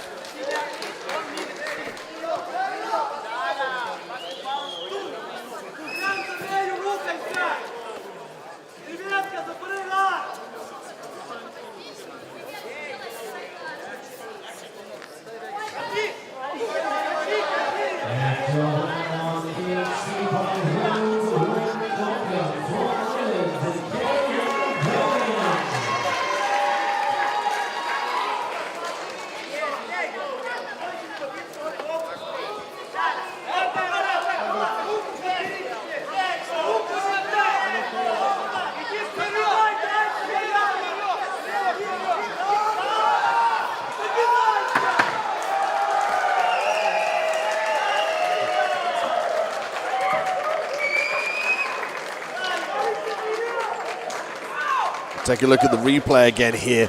There's largely the chin up in the air. Look at that connection, clean on the chin. And the power from Ireland being felt in Prague.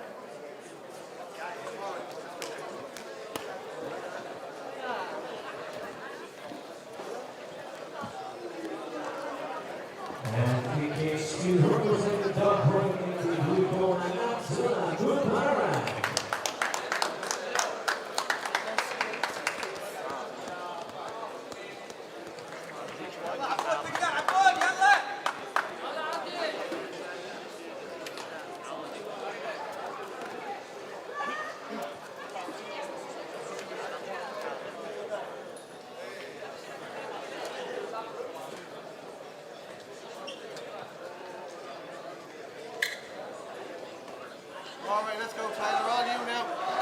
From the start, okay? Hands up. You fight on here.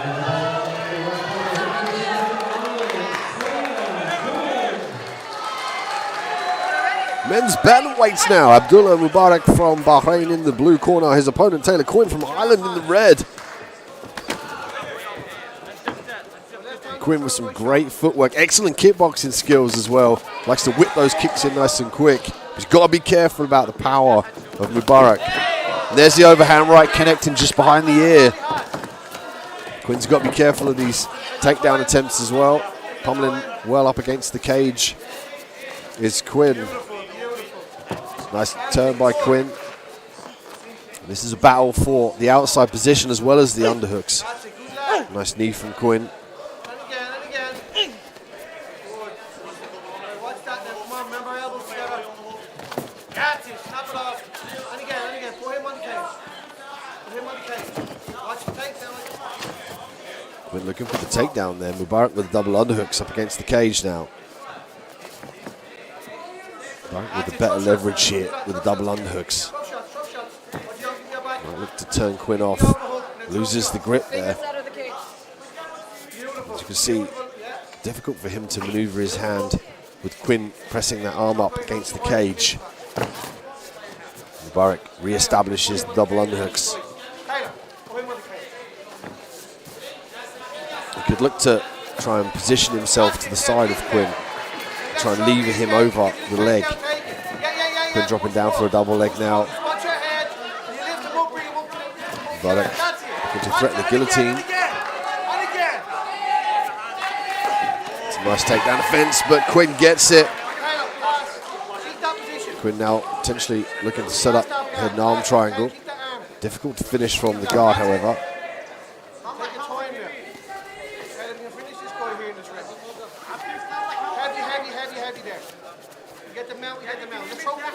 With some nice pressure with the shoulder, some short shoulder shots, looking to escape that left leg out of the half guard, potentially to go to mount or side control. Using the whizzer here. Nice underhook from Mubarak, which allowed him to stand back up.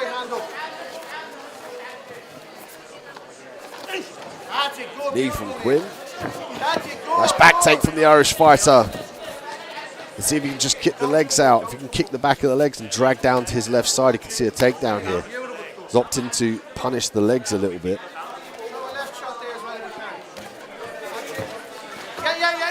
Ooh, Quinn on the back here, looking for the rear naked choke. Mubarak sensing that, switching the position. Mubarak now looking to pass the guard. Triangle attempt here from Ireland. Ireland with the figure four here. This looks very, very tight. Quinn switching to the armbar. There's the tap. And what a finish from the Irish fighter, Taylor Quinn, with an impressive, tight and damaging armbar. And the crowd respond to the Irish fighter.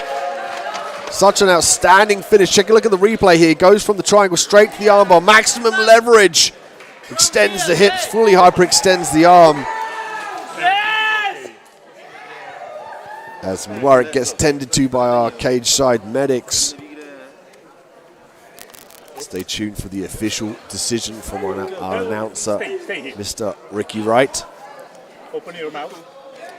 Fine. Your point. No pain. And very good. And where? On elbow. Fine. Wait. Mubarak getting tended to by the medics here. Could have been a little bit of damage to the arm.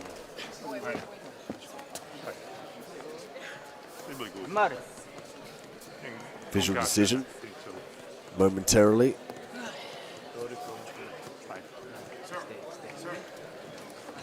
Thank you very much. Thank you.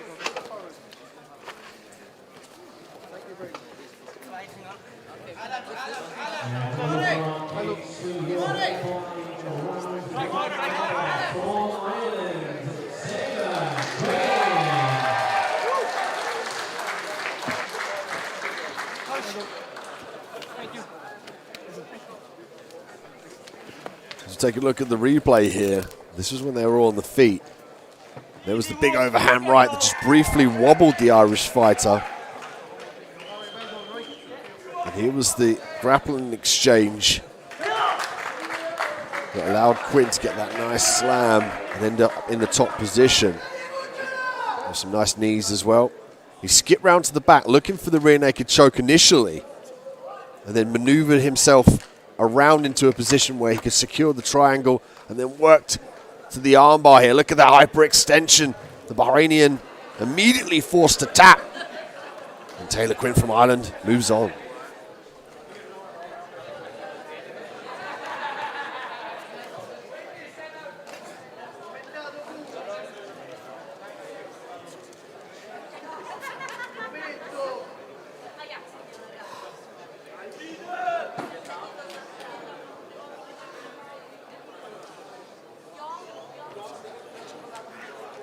Please welcome courtesy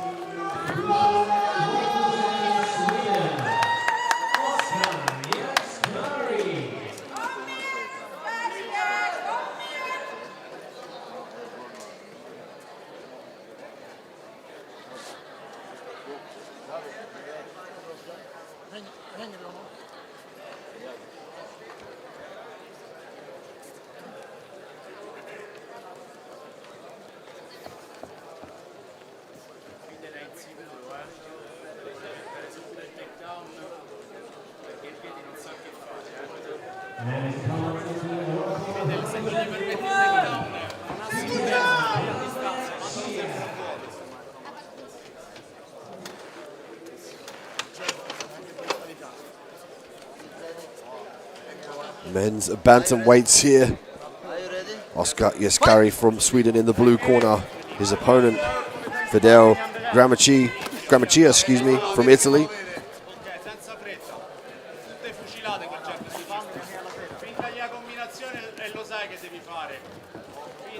And we've seen the handy footwork and the striking skills from Gramaccia previously in the IMMAF cage. He's very elusive on the outside. He's got power in the punches as well. Yaskari can run in center cage.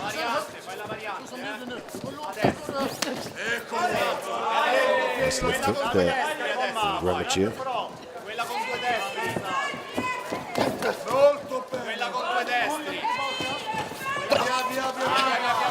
Level change, outside trip attempt here.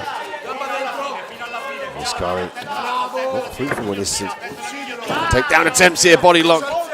Got that one, however. Yaskari now inside control.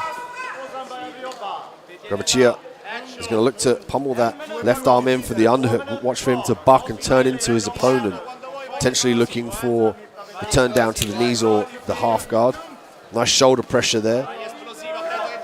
Yaskari now looking to isolate an arm. Great work from Gramaccia to get back to his feet.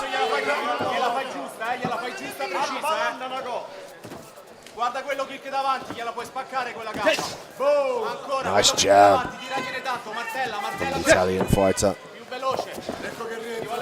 This is where he excels.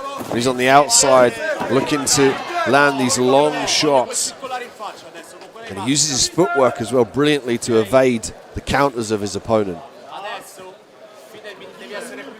Yaskari's got a nice looping left hook as we saw there, and he channels that in with the right hand and changes levels off that for the double leg.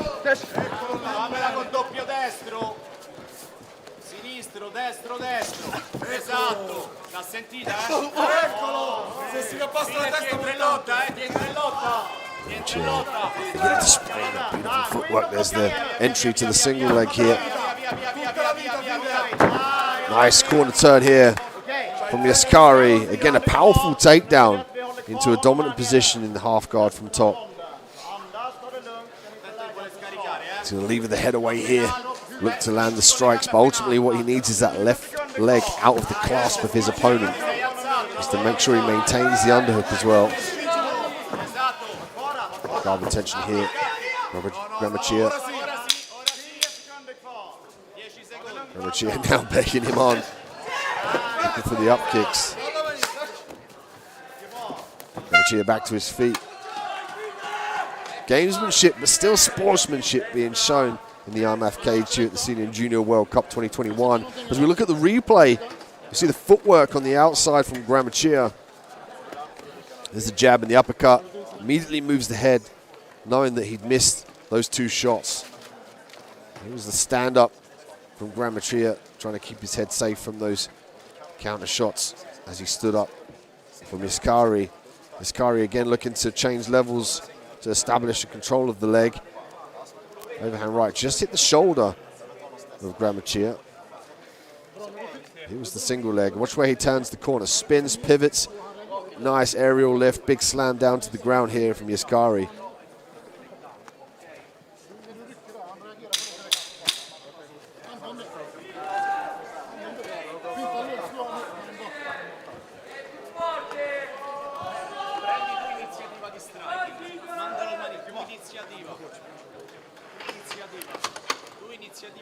Ready?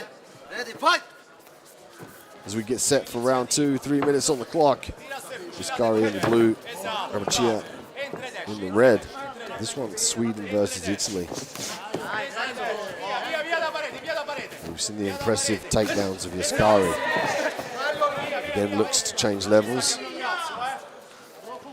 He's got to set these level changes up now with decisive combinations to make sure that Gramaccia is defending upstairs. Because Gramaccia is certainly aware of what Viscari wants. You know, he's been taken down by him very, very hard 2 times already. So Gramaccia is going to use the footwork, he's going to use the sprawls. He's going to sprawl and brawl here to try and avoid the takedown game of Viscari. Nice leg kick from Gramaccia again, trying to keep his back off the cage. The ref earned his pay there. Leg kick from Gramaccia. He's doing the right thing here, he's picking apart the dominant wrestler, keeping the distance, skipping that lead leg out of the play as well. This is what Viscari wants. He wants to make Gramaccia start to plant his feet and maneuver, which in turn keeps him static in front. Use the cage also as well. Counter from Gramaccia. It's going to be difficult to hit toss such a dominant wrestler in Viscari though.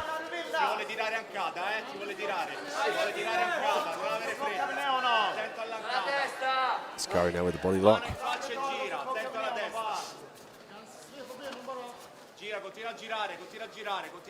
Pressure up on Viscari. Gramaccia start thinking about pummeling those underhooks underneath. Now he's in a better position with one underhook. Has to be careful of the outside trip, however. He can try and get that right underhook as well. Have some success there. He's got to create space. He can bump his shoulder. He can start to try and pivot. Maybe fire a knee in there. He took the underhook out there. Careful about giving double underhooks to his opponent. He can also look to lever the face away as well, pushing on the chin, on the top of the head to create some space between him and Viscari. Outside trip here from Viscari. Single leg. He's going to drop down now. Circle round to his left side. Good switch to the double here. 25 seconds left of round 2. Viscari going for the sacrifice throw, but he pulls Gramaccia on top of him, back to his feet, however.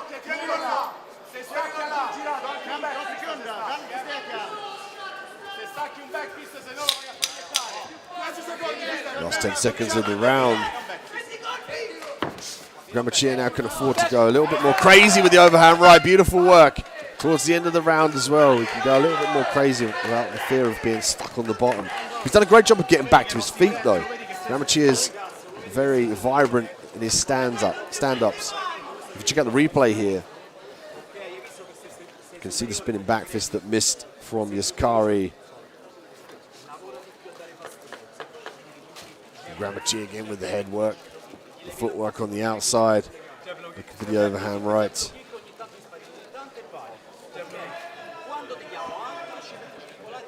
There was the work up against the cage, the knee from Viscari.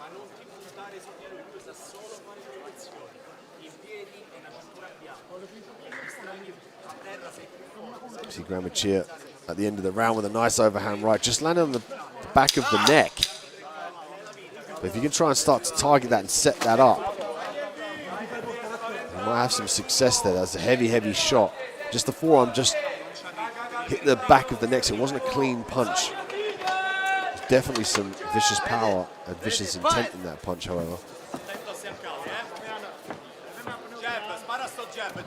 Round 3. These two get 3 minutes to work in this third round. Gramaccia again, very cautious with the footwork. With a double jab. Viscari's got to try and time these shots now underneath the punches. Gramaccia. Great takedown defense there from Gramaccia. This is what Viscari needs. He needs to start to throw some more decisive punches with a little bit of power on the end of them, just to make sure that Grammacia's worrying about that and covering up top. So go upstairs and then downstairs for the takedown. Nice level change. But again, didn't set up with the strikes, you know, which gave Grammacia the ability to dive his hands deep and look for the underhooks.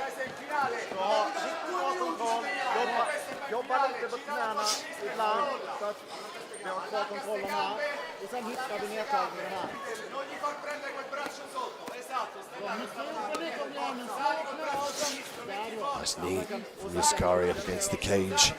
Dominating from the outside position here. Looking to drop down to secure a takedown. Grammacia now looking for the underhook with the left arm. Keep working.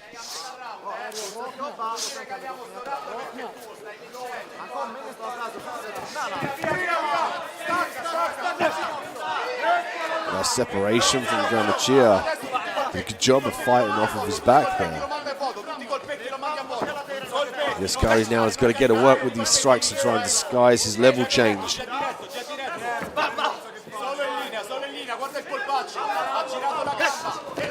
Leg kick, sending Yaskari crashing to the mat momentarily.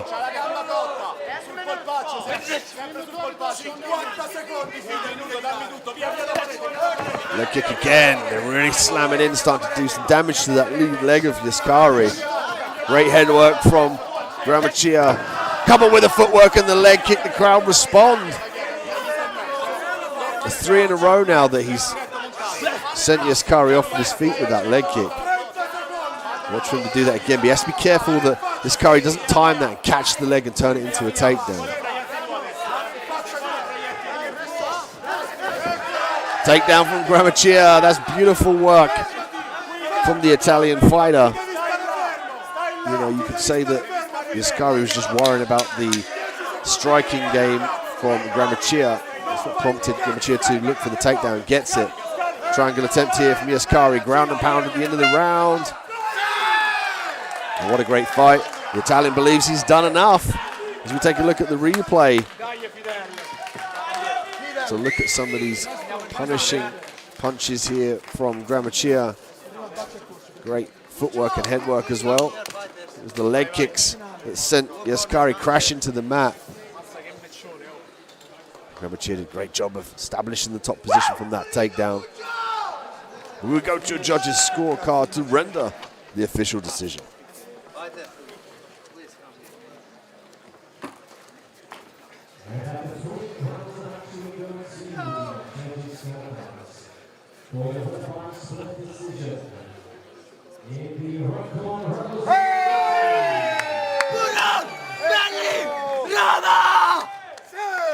Alza se mani.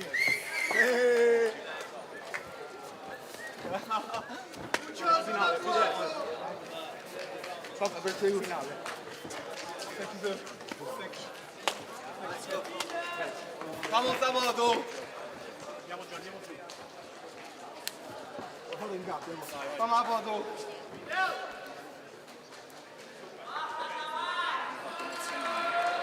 Fermati, Boccio. Sta in finale. Tutta all'angolo è un'altra cosa. Un'altra cosa. Vai, vai. Dai, video!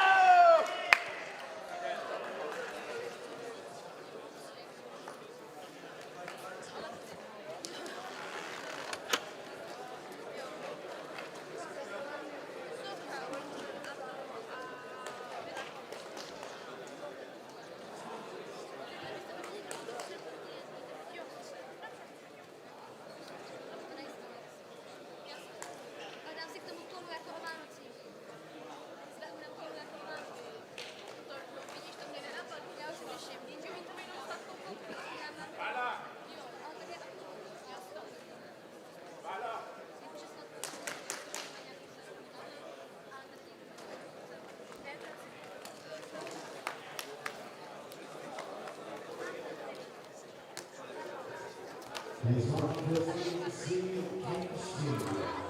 in the blue corner representing Tajikistan.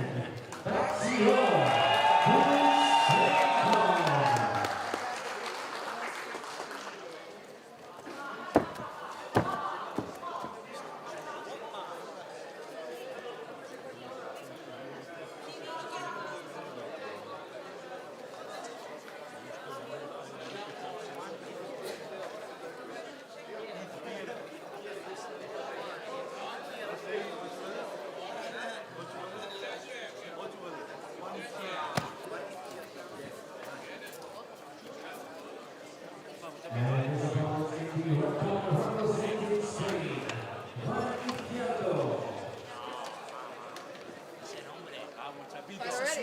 Fighter ready. ¡Vámonos! Fight.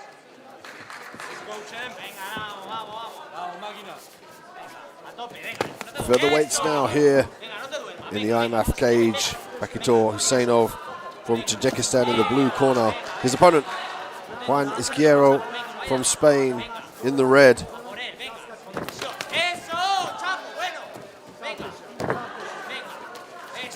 Juan with a very powerful clinch game, as well as powerful short hooks close range.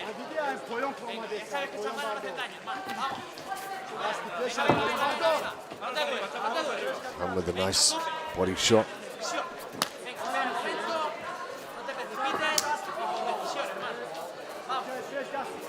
Looking to land those heavy leg kicks on the inside of the leg.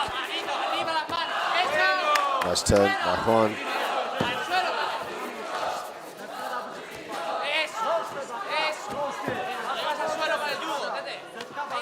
Both very powerful fighters at featherweight.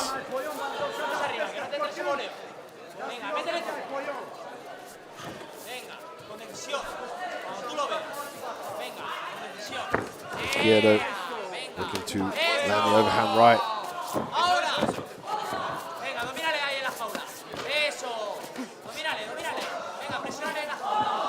And again, Tajikistan showing how much they do belong in this cage here at the IMMAF. Emerging nation that we've seen a number of medalists, such as Hamza Ismailov, 2021 European Open bronze medalist. So they're starting to really emerge through as a nation. Taking the takedown here, top position. Briefly had to fight off an armbar attempt from Juan.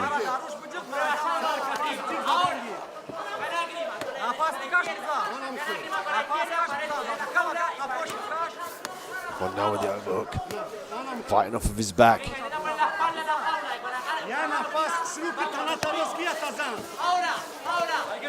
Again, Juan looking for the straight armbar. He's got to create an angle and try and clasp one leg on the back of the shoulder, one on the chest of his opponent if he wants to try and isolate that arm to finish. He's got to drive that knee up. There we go. Perfect position now. He's going to look to squeeze the elbow down. Nice roll from Bakitor.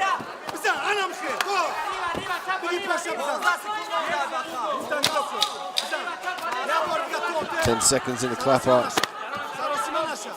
We see Bakitor finish with the top position, trying to soften up the legs of Juan.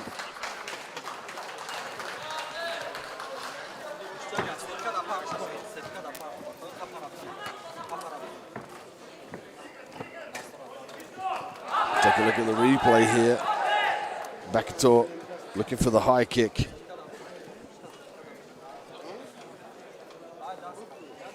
There was the overhand right. Some of the close range punches. There was a scramble here from Bakitor to get back to his feet.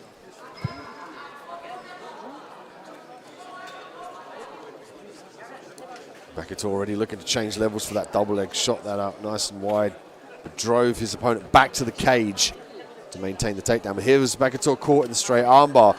Watch how he rolls out of this now and turns into his opponent. Brilliant escape from the fighter from Tajikistan.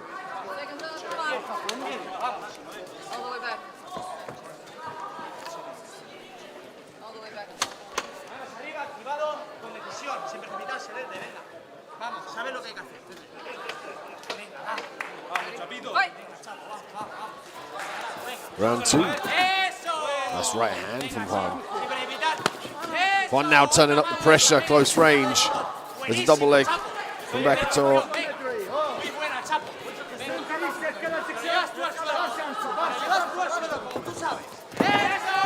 Nice work from Juan with a sacrifice throw. Turned the corner beautifully. Now he finds himself in the top position, potentially looking for a head and arm triangle. He's got an amazing squeeze. Head and arm triangles as well as the rear naked chokes. Bakitor back to his feet.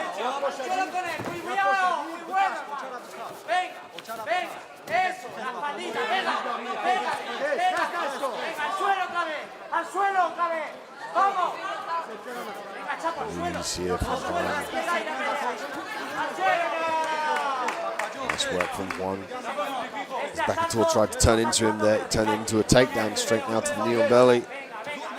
Might look to skip towards Mount. Kimura attempt here. Bakator sensing that, escaping that position, now finds himself defending his back. Juan from Spain now, looking to land the ground and pound. Comes from the side and up the middle as well.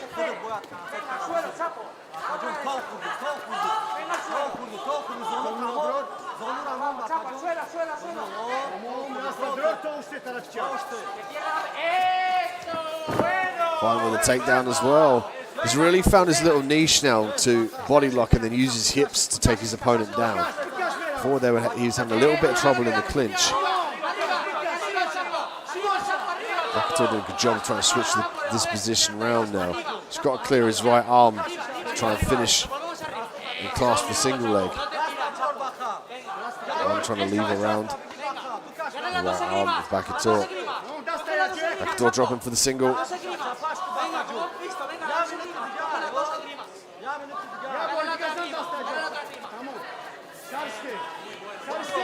Body shots from Juan. Outside position again with the body shots. Bakator on the outside.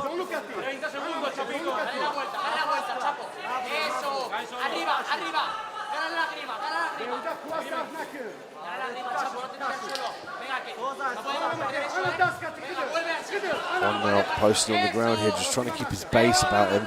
Forced to switch to his back. Bakator on top now. Straight armbar attempt again from Juan. Uses it to sweep.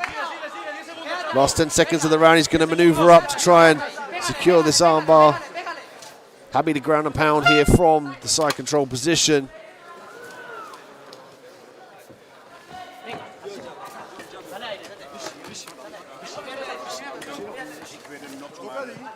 And the replay here.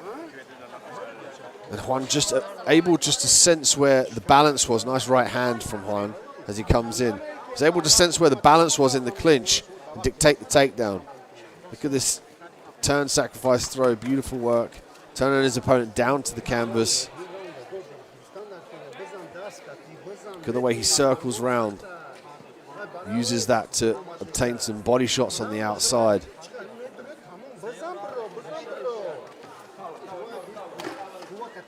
Use the straight armbar attempt for a sweep here right at the end of the round, but that's going to play dividends on the judges' scorecards if this one goes the distance.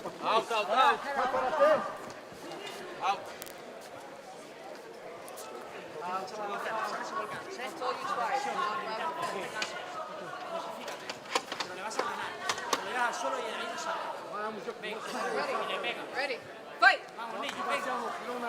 Third and final round. Tajikistan and Spain. Bakator in the blue corner, Juan in the red.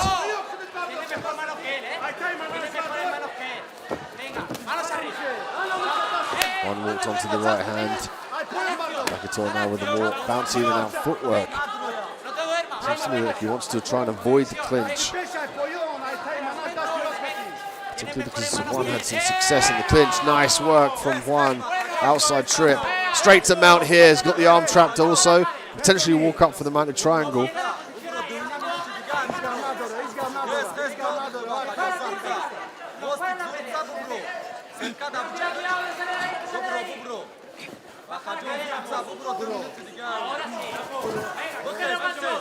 At the back now. Juan's got to make sure that he gets the hooks in. And a fist from Juan. Bakator defending the back here. Eats some shots up against the cage. Bakator's got to try and circle his left arm towards his opponent and snatch up that single leg. Got to leave it around the head, almost in front of the face of Juan. To try and turn into his opponent. He's in a better position to defend. He needs to limit the back exposure here. That's why you see him turning into his opponent. Looking to drive for the single leg. Juan back to his feet. And now with a nice, powerful sprawl. It seems like Bakator Sainov starts starting to fade here. Could be a cardio issue. They've worked a lot in the clinch. Guillotine attempt here, right up against the cage. Bacator sensing that, going straight back down to his knees here. Minute left for Juan to work.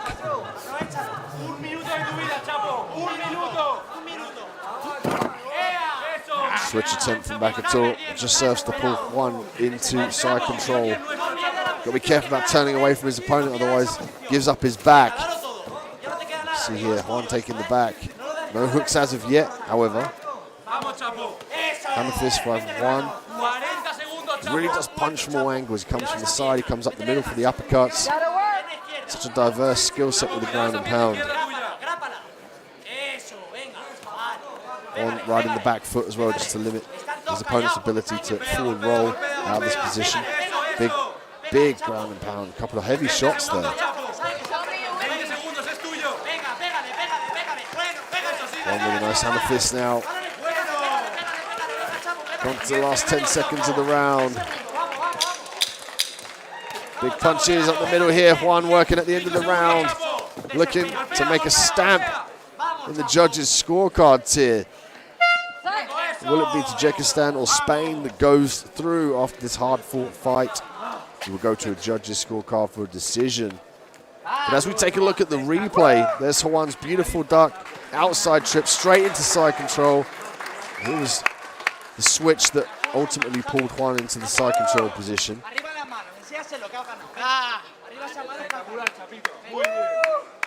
See the ground and pound as well from Juan. There's a couple of heavy shots just before those, where he was glancing off the arm.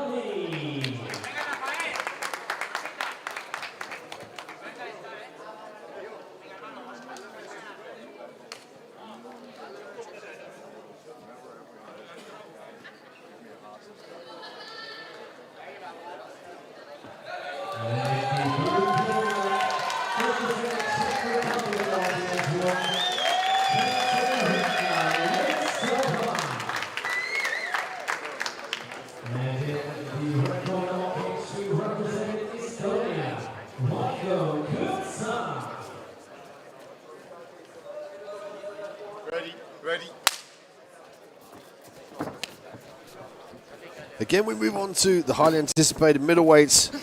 Hazem Kayali from Jordan in the blue corner. And Raigo Kutsar from Estonia in the red. And of course, Kayali, 2019 World's quarterfinalist. Went the distance against undefeated Russian Omar Aliyev.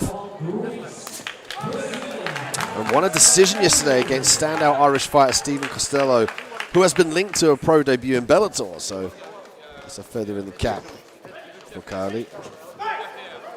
Kali, a 5-time Abu Dhabi World Champion in BJJR, BJJF, World Champion in Budapest 2018. And the list goes on for this man's credentials.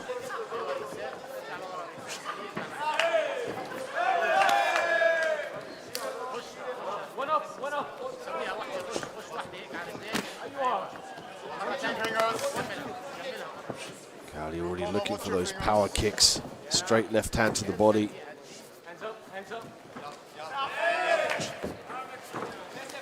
Deep attempt here from Kutsa. Great parry from Kali.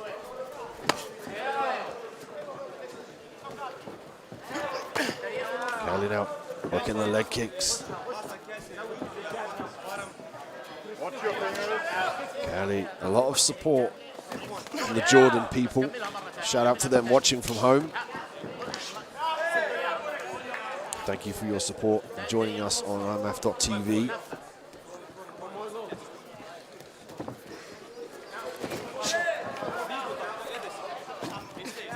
Kali just whistling past with those head kicks.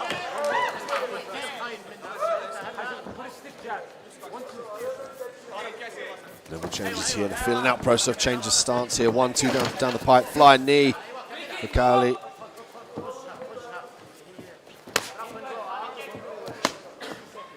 Nice heavy leg kick return from Kutsa. Kutsa using the fakes there to disguise that lead kick. Watch your fingers. Gamesmanship here for Kali again. As we've seen in his previous fights, he really does bring a complete tactical advantage here to the cage, not just physically, but psychologically as well. He's very aware of all the aspects of the mixed martial arts game. Himself a coach, coaching the youths and teens who look up to him and see him as a role model. Teaches them Brazilian Jiu-Jitsu and also studies management and business. He's in his 3rd year at university, all while perfecting his skills in his fighting career as he looks for the big turning wheel kick. The touch of gloves here. Great first round from these two outstanding prospects at middleweight.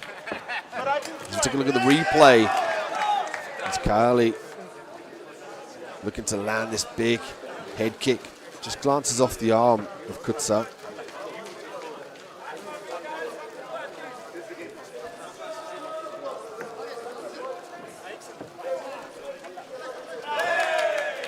Level change the head kick. They're just missing with the distance here. Let's see if we can make the adjustment in the 2nd round and try and land some of these kicks to set them up with the punches and the combinations, just to cover some distance so we can land that nice head kick over the top of the arms.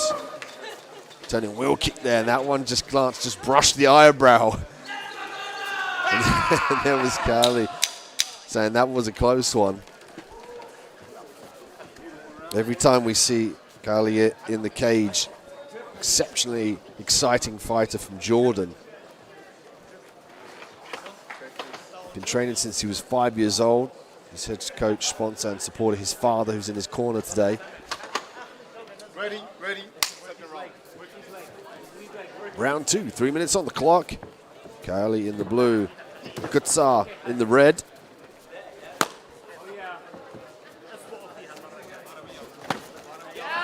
Heavy leg kick from Kali.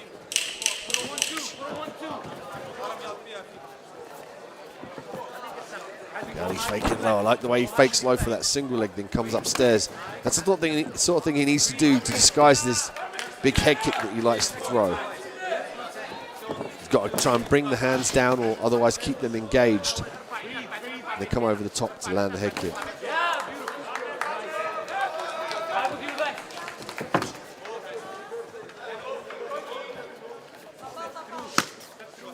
Heavy leg kick from Kutsa.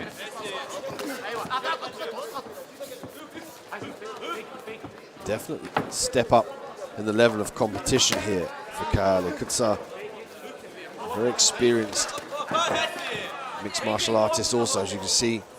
He's got some great evasive techniques. He understands the distance very well as well. Nice teep there for Kali.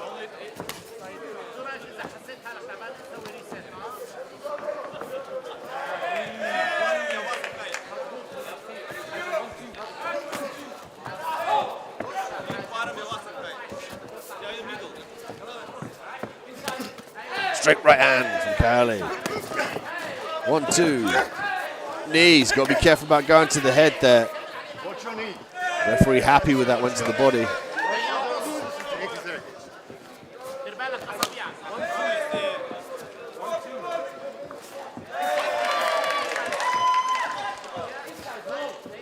Kali still measuring the distance here in round 2. Just over a minute left to work.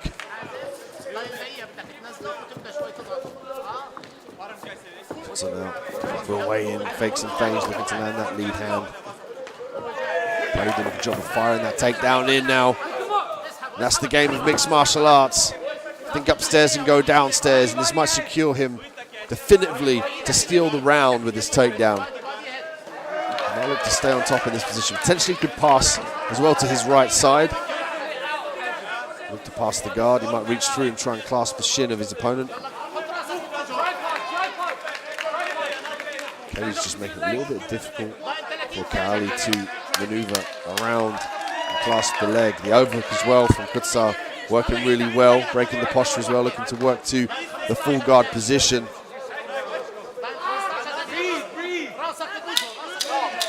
Last 10 seconds of the round here. Going to get stand up.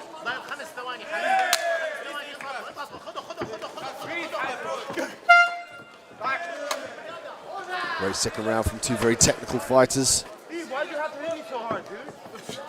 And you often see this from the higher level guys, that the mistakes are capitalized on, and then the ways in are the little nuances. There was the level change with the fake of the leg. Nice parry to a counter left hand from Kali. Kali now with a switch knee. Just landed shy of the face on the right shoulder there, so that was a clean shot. He's got to be careful about going to the head, however, because he could risk getting a point taken. It was the beautiful takedown. Chased the double leg, clasped the hands together, got the lift away from the cage, landed in the top position.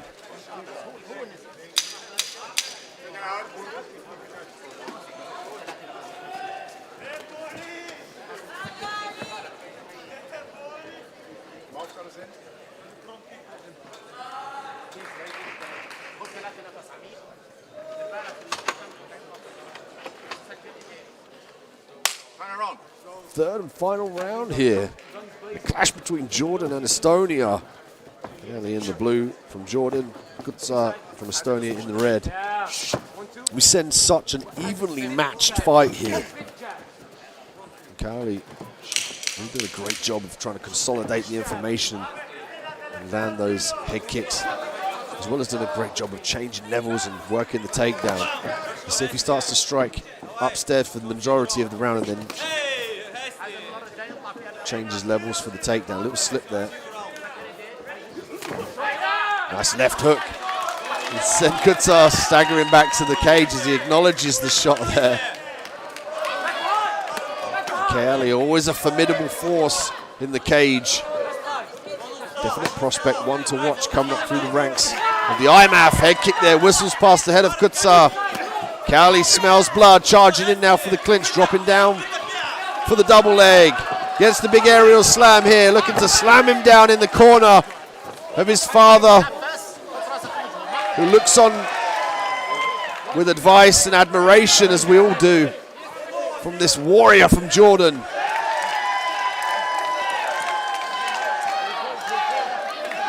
Kali now in the dominant position. He's got to look to pass the guard, however, to get some more decisive shots. There's a minute and 30 left in the round. As we alluded to as well, the different refs have different predispositions of what they deem as inactivity on the ground. Some will let it go, some will stand it up.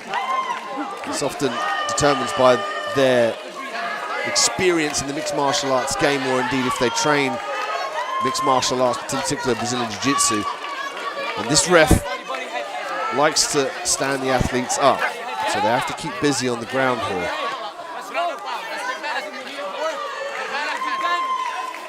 Kali doing a good job of getting the takedown, staying in the top position. Overhook here from Kutsar. Kutsar looking for the angle.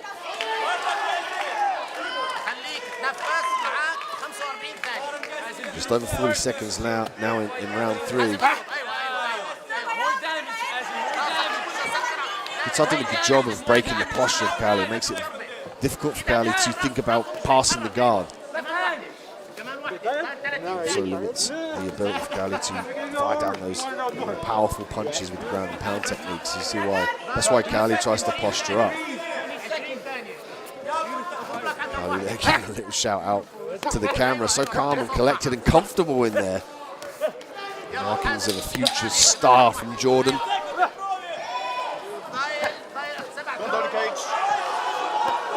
9 seconds of the round now. Kali's going to finish this one strong. Got to keep busy towards the end of the round. What a great fight between two very talented fighters. Kali with a dominant force on the feet as well as the takedowns. As we look at the replay here, there was the left hook that staggered Kutsar back to the cage. Leg kick from Kutsar. There was the head kick, just whistled past the face, and a smile there from Kali. We'll go to the judges' scorecards for a decision.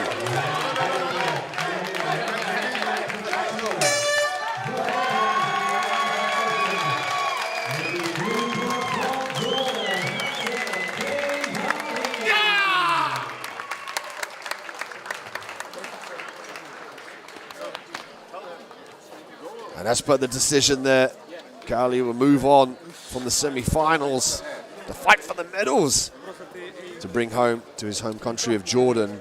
And again, we see the left hook and the admiration from his opponent. Such gamesmanship and sportsmanship there. There was the kick.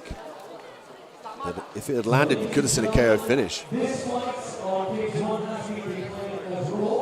was the beautiful takedown. Look at the way he runs the takedown straight to his corner of his father, to gain the advice, to gain the outside vantage point as well that his father could see.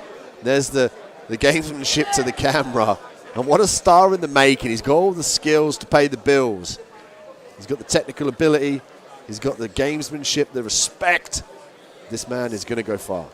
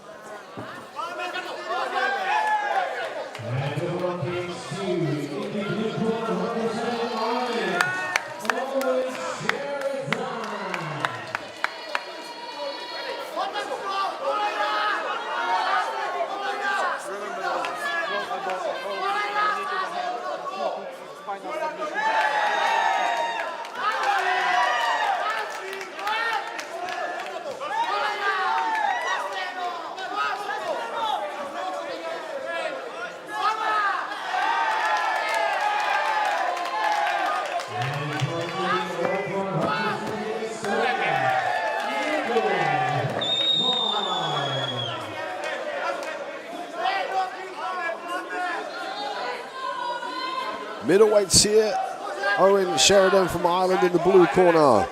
His opponent, Ergo Reinvald from Estonia in the red. This one contested at middleweight, 83.9 kilograms or 185 pounds. And Owen, a very long fighter, lovely powerful combinations as we're seeing there. Left hook. He likes to smother his opponents with his reach and his power at the end of his punches. That's what we're seeing. Ergo look for the takedown here, just to stifle the stand-up game of Sheridan. Sheridan now working the power guillotine. Look for him to lever his arms up to the sky to finish that submission. Lets it go. Lots of forward pressure there with a forearm Owen Sheridan from Ireland looking to establish dominance early on as this fight goes to the ground. Looks like he's going to go straight to the mount here. Owen establishing the top position, controlling the legs with the triangle. Due to his long limbs, his ability just to do unorthodox stuff as well, especially against shorter fighters. You start to see things like this, the triangle underneath the legs to establish the dominant top position here. To do damage, he has to posture up. Usually you have to let go of that grapevine or the triangle around the legs to enable yourself to get onto your knees, get your posture to the sky, and do some more damage. Big shoulder shots here from Sheridan.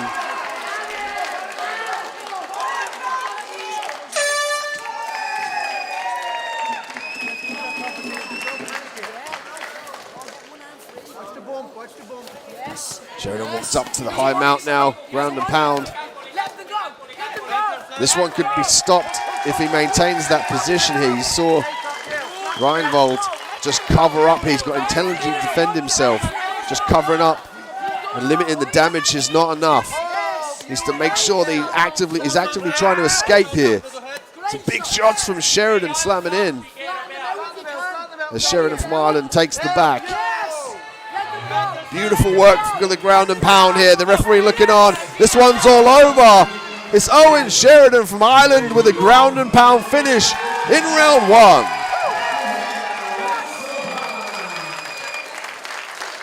Take a look at the replay here. There was the triangle, the long limbs, and the slamming left hands that brought Owen Sheridan to victory here in the IMMAF cage. A show of respect there between the two athletes. A dominant performance from the man from Ireland, but he still takes the time to consolidate and console his opponent. Great work from the Irish fighters. Now kings to go on first one, TKO from Ireland, Owen Sheridan. Fair play, two step. Very good, very good. Man, getting in with that is serious.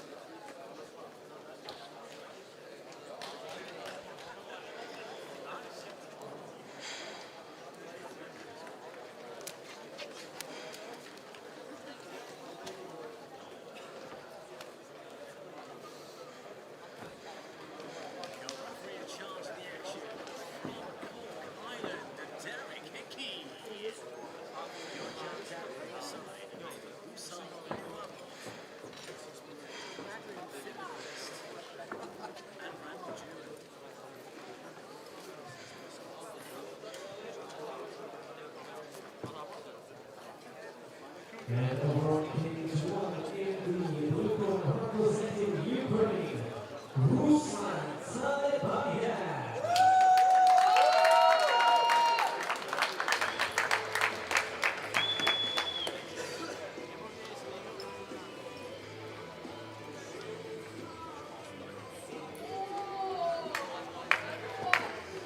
Last minute checks here from our officials, just getting the nails trimmed.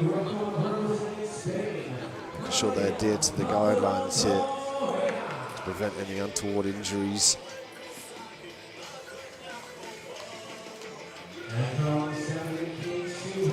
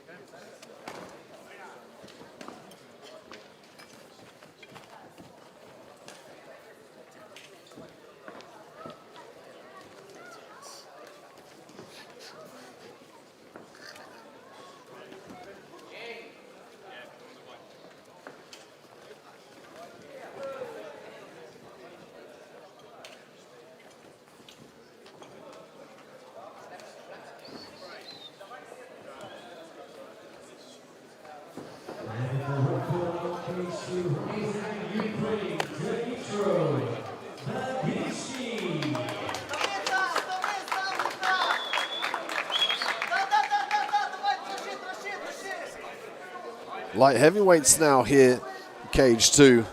Magomedov from Bahrain in the blue corner. His opponent Dmitry Babinski from the Ukraine in the red.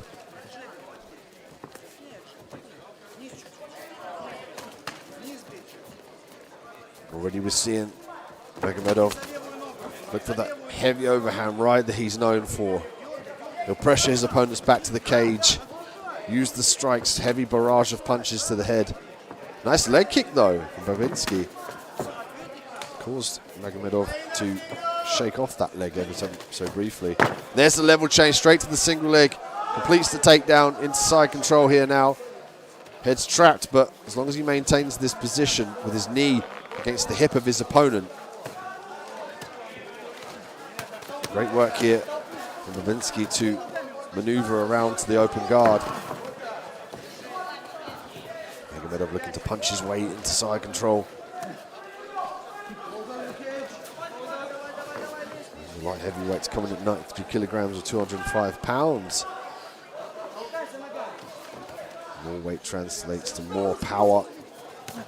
We're seeing Magomedov here slam those punches in. He's got to be careful with the armbar from Babinski. Babinski from Ukraine already finding it difficult to shake Magomedov off. He's doing a good job of staying out of the side control here though. Does a good job of turning into his opponent, getting his knee across the opponent's belly.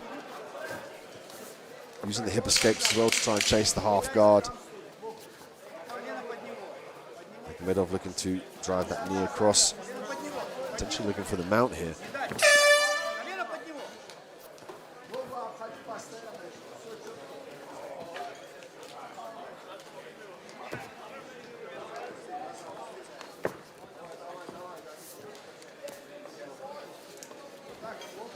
This position here, Babinski giving up the mount.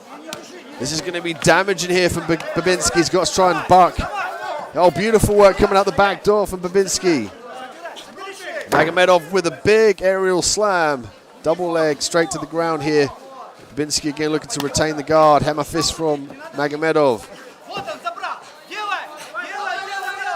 Armbar here from Babinski. This will be a huge upset. If the Ukrainian could submit the man from Bahrain. And Magomedov momentarily in trouble there. Clears the arm, back into full guard here now. 15 seconds left on the clock of round 1. Magomedov doing a great job maintaining this top position here. Body, head from Magomedov. Babinski looking to control the arms and the posture. Overhook for Babinski.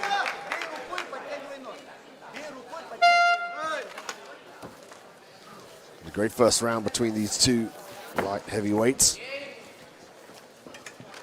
Look at the replay here. We saw Magomedov just dominate with his power, looking for that big overhand right. He did briefly eat a straight right hand there from Babinski as he missed. But it was the level change to the single leg here. So the way he fakes upstairs with the jab, straight down to the single leg, switches the leg to the side, and immediately lands in side control, looking to pass into a more dominant position in which he tasted the mount here, rose up to rain down punches, and Babinski bucked out of this position, moved the hips, and was able to escape out the back door. There was the big double leg from Magomedov. Sent Babinski crashing down to the canvas. Babinski again with the open guard, did a good job of pulling Magomedov into his guard to limit his ability to land more damaging ground and pound.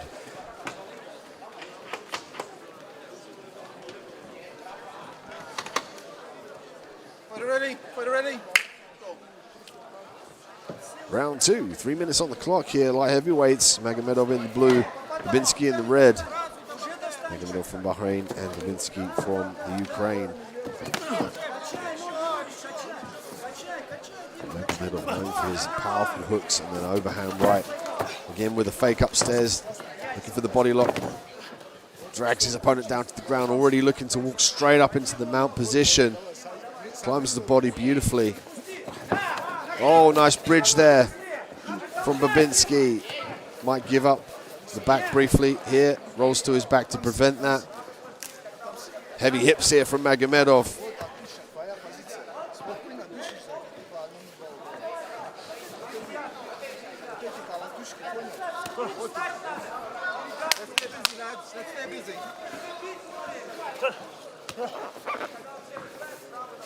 Now in the top position.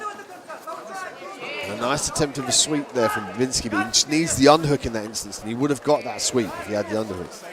You know, he's overhooking the arm here. He's not going to give him the affordance to be able to leave that. Again, he gets out the back door. That's a brilliant escape from Babinski. He just explodes to the roof and then reverses out the back door. Back to his feet now. Magomedov forced to work on the outside. Again, looking to drop down to attack the legs of Babinski.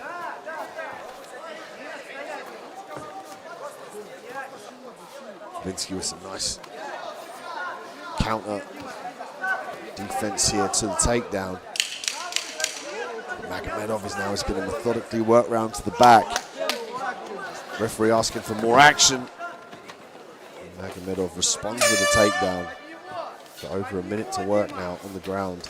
He's going to have to stay active here to keep the ref happy.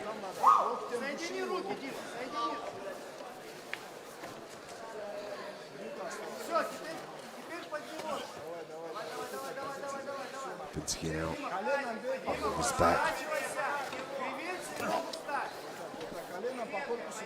So Babinski's got a chance to think about those hips, buck them to the sky, get that right knee in between him and his opponent, look for the half guards.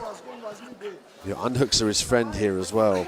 And Kimura potentially as well on the left arm of Magomedov. There's a few avenues that he can tie together to try and escape. There was the knee we spoke about, straight back to full guard.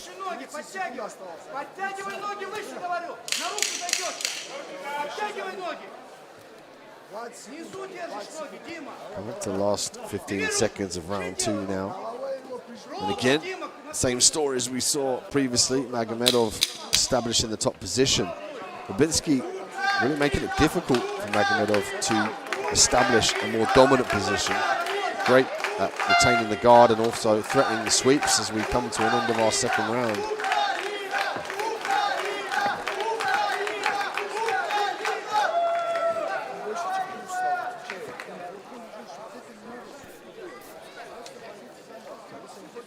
Take a look at the replay here. See Magomedov search round to the back. This is where the ref asked for... Oh no, it wasn't where the ref asked for more action. That was as Magomedov dragged him straight down to the ground, and here was the sweep attempt from Babinski.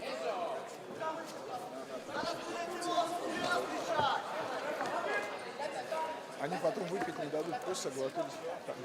Держи просто, потом когда... Просто вали,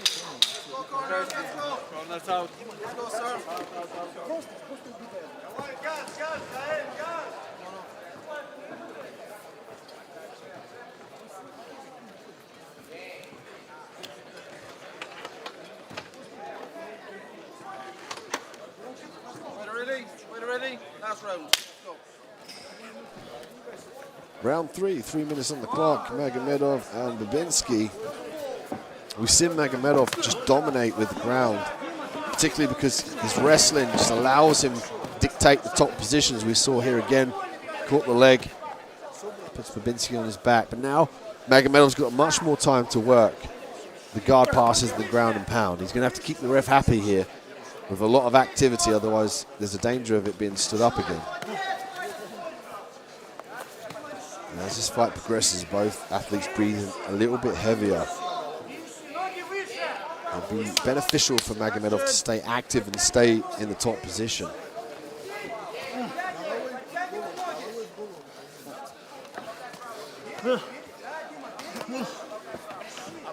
Guard open here from Babinski.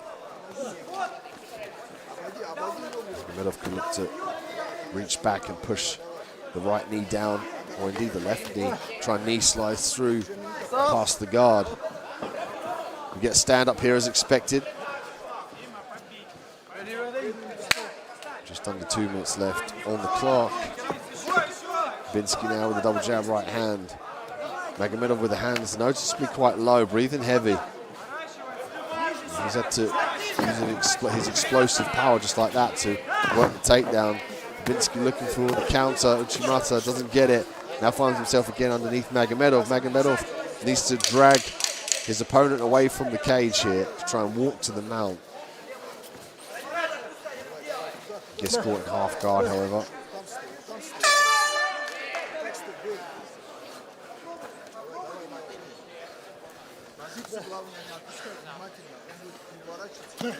Heavy forearm pressure with some ground and pound to the mount now here. A minute left in round 3. Magomedov posturing up to do damage here. It's late in the 3rd round. Has Babinski got the same cardio to be explosive off of his back and escape these dangerous positions? He's got the quarter half guard here, just trapping the right leg of Magomedov. Body head from Magomedov.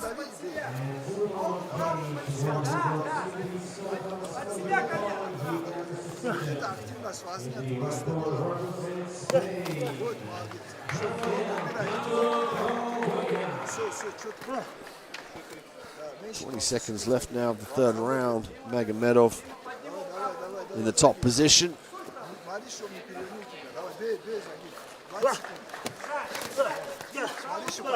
Utilizing his wrestling skills to try to edge himself up on the judges' scorecards.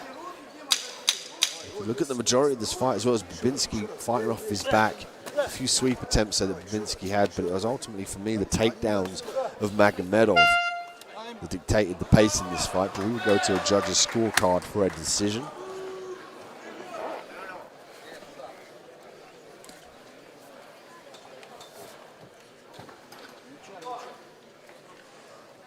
Look at the replay here. The teep kick, which initiated the catch from Magomedov to turn this into a takedown, and here he maintained the top position throughout the round. Here again, looking for the double leg, drives it back to the cage. Uchimata attempt there from Babinski, but didn't get it. Magomedov just able to hold that top position.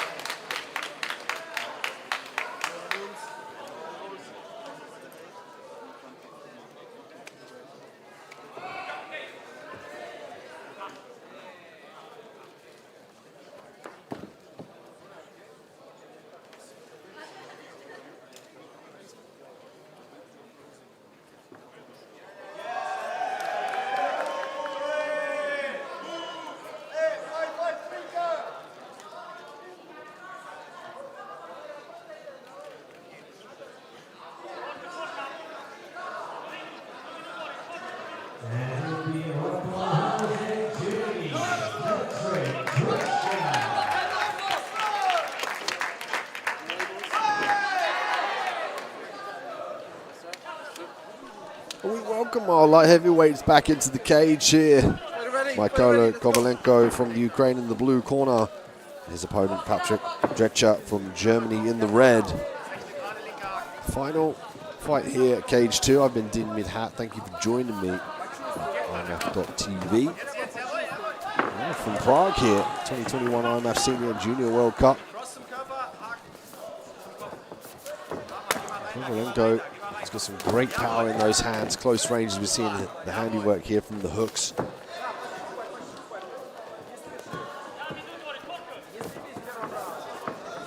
Drecher, just a little slip there from Drecher. Might get a time just to clean up the adverse conditions in the cage. Just to limit any mistakes here, to give somebody else an unfair advantage. You wouldn't want to have a finish due to a slip. Very smart play by the referee, keeping the fight nice and fair. Again, great officials here at the IMMAF, as well as the medics and the doctors backstage, so shout out to them for making this possible. So many people behind the scenes that really make this event come together, so shout out to them as well for their hard work.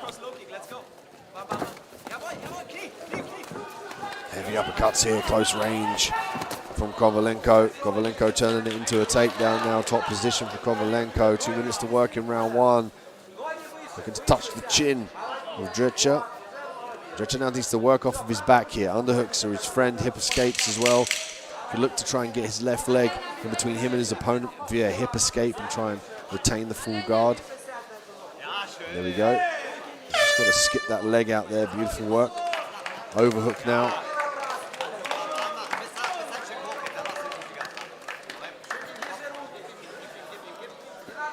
Early on in the first round, we saw the fight mainly take place on the feet here, but we're seeing a taste of the ground and some nice body shots from Kovalenko.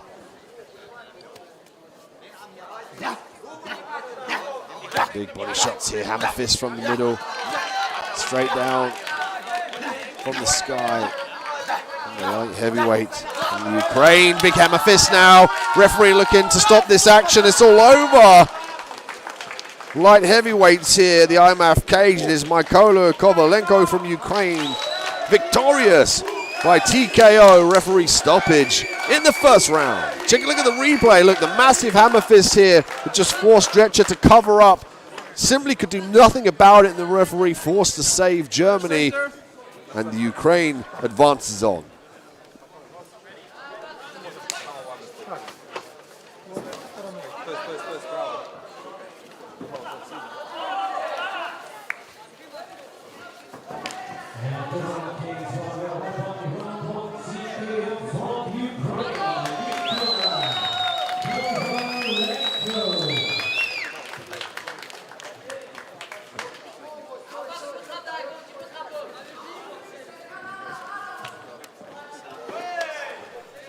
Take a look at the replay here. As I said, the powerful punches from Kovalenko being displayed. But it was the clinch that initiated Kovalenko to take this fight to the ground. Watch how he strips the leg here, gets the top position, and he maneuvered himself around into the half guard from the guard here. Nice body shots, close range. Punishing over the top here is Kovalenko. But as he moved into this position here, the open guard, the hammer fist rained down from above. And it was the Ukraine that walked away victorious from this light heavyweight fight. Our final fight at cage 2. I've been Dean Midhat. Thank you so much for joining us. Please do stay tuned to see who's crowned the bronze, silver, and gold medalists. We are live from Prague 2021 IMMAF Senior and Junior World Cup. We'll see you tomorrow.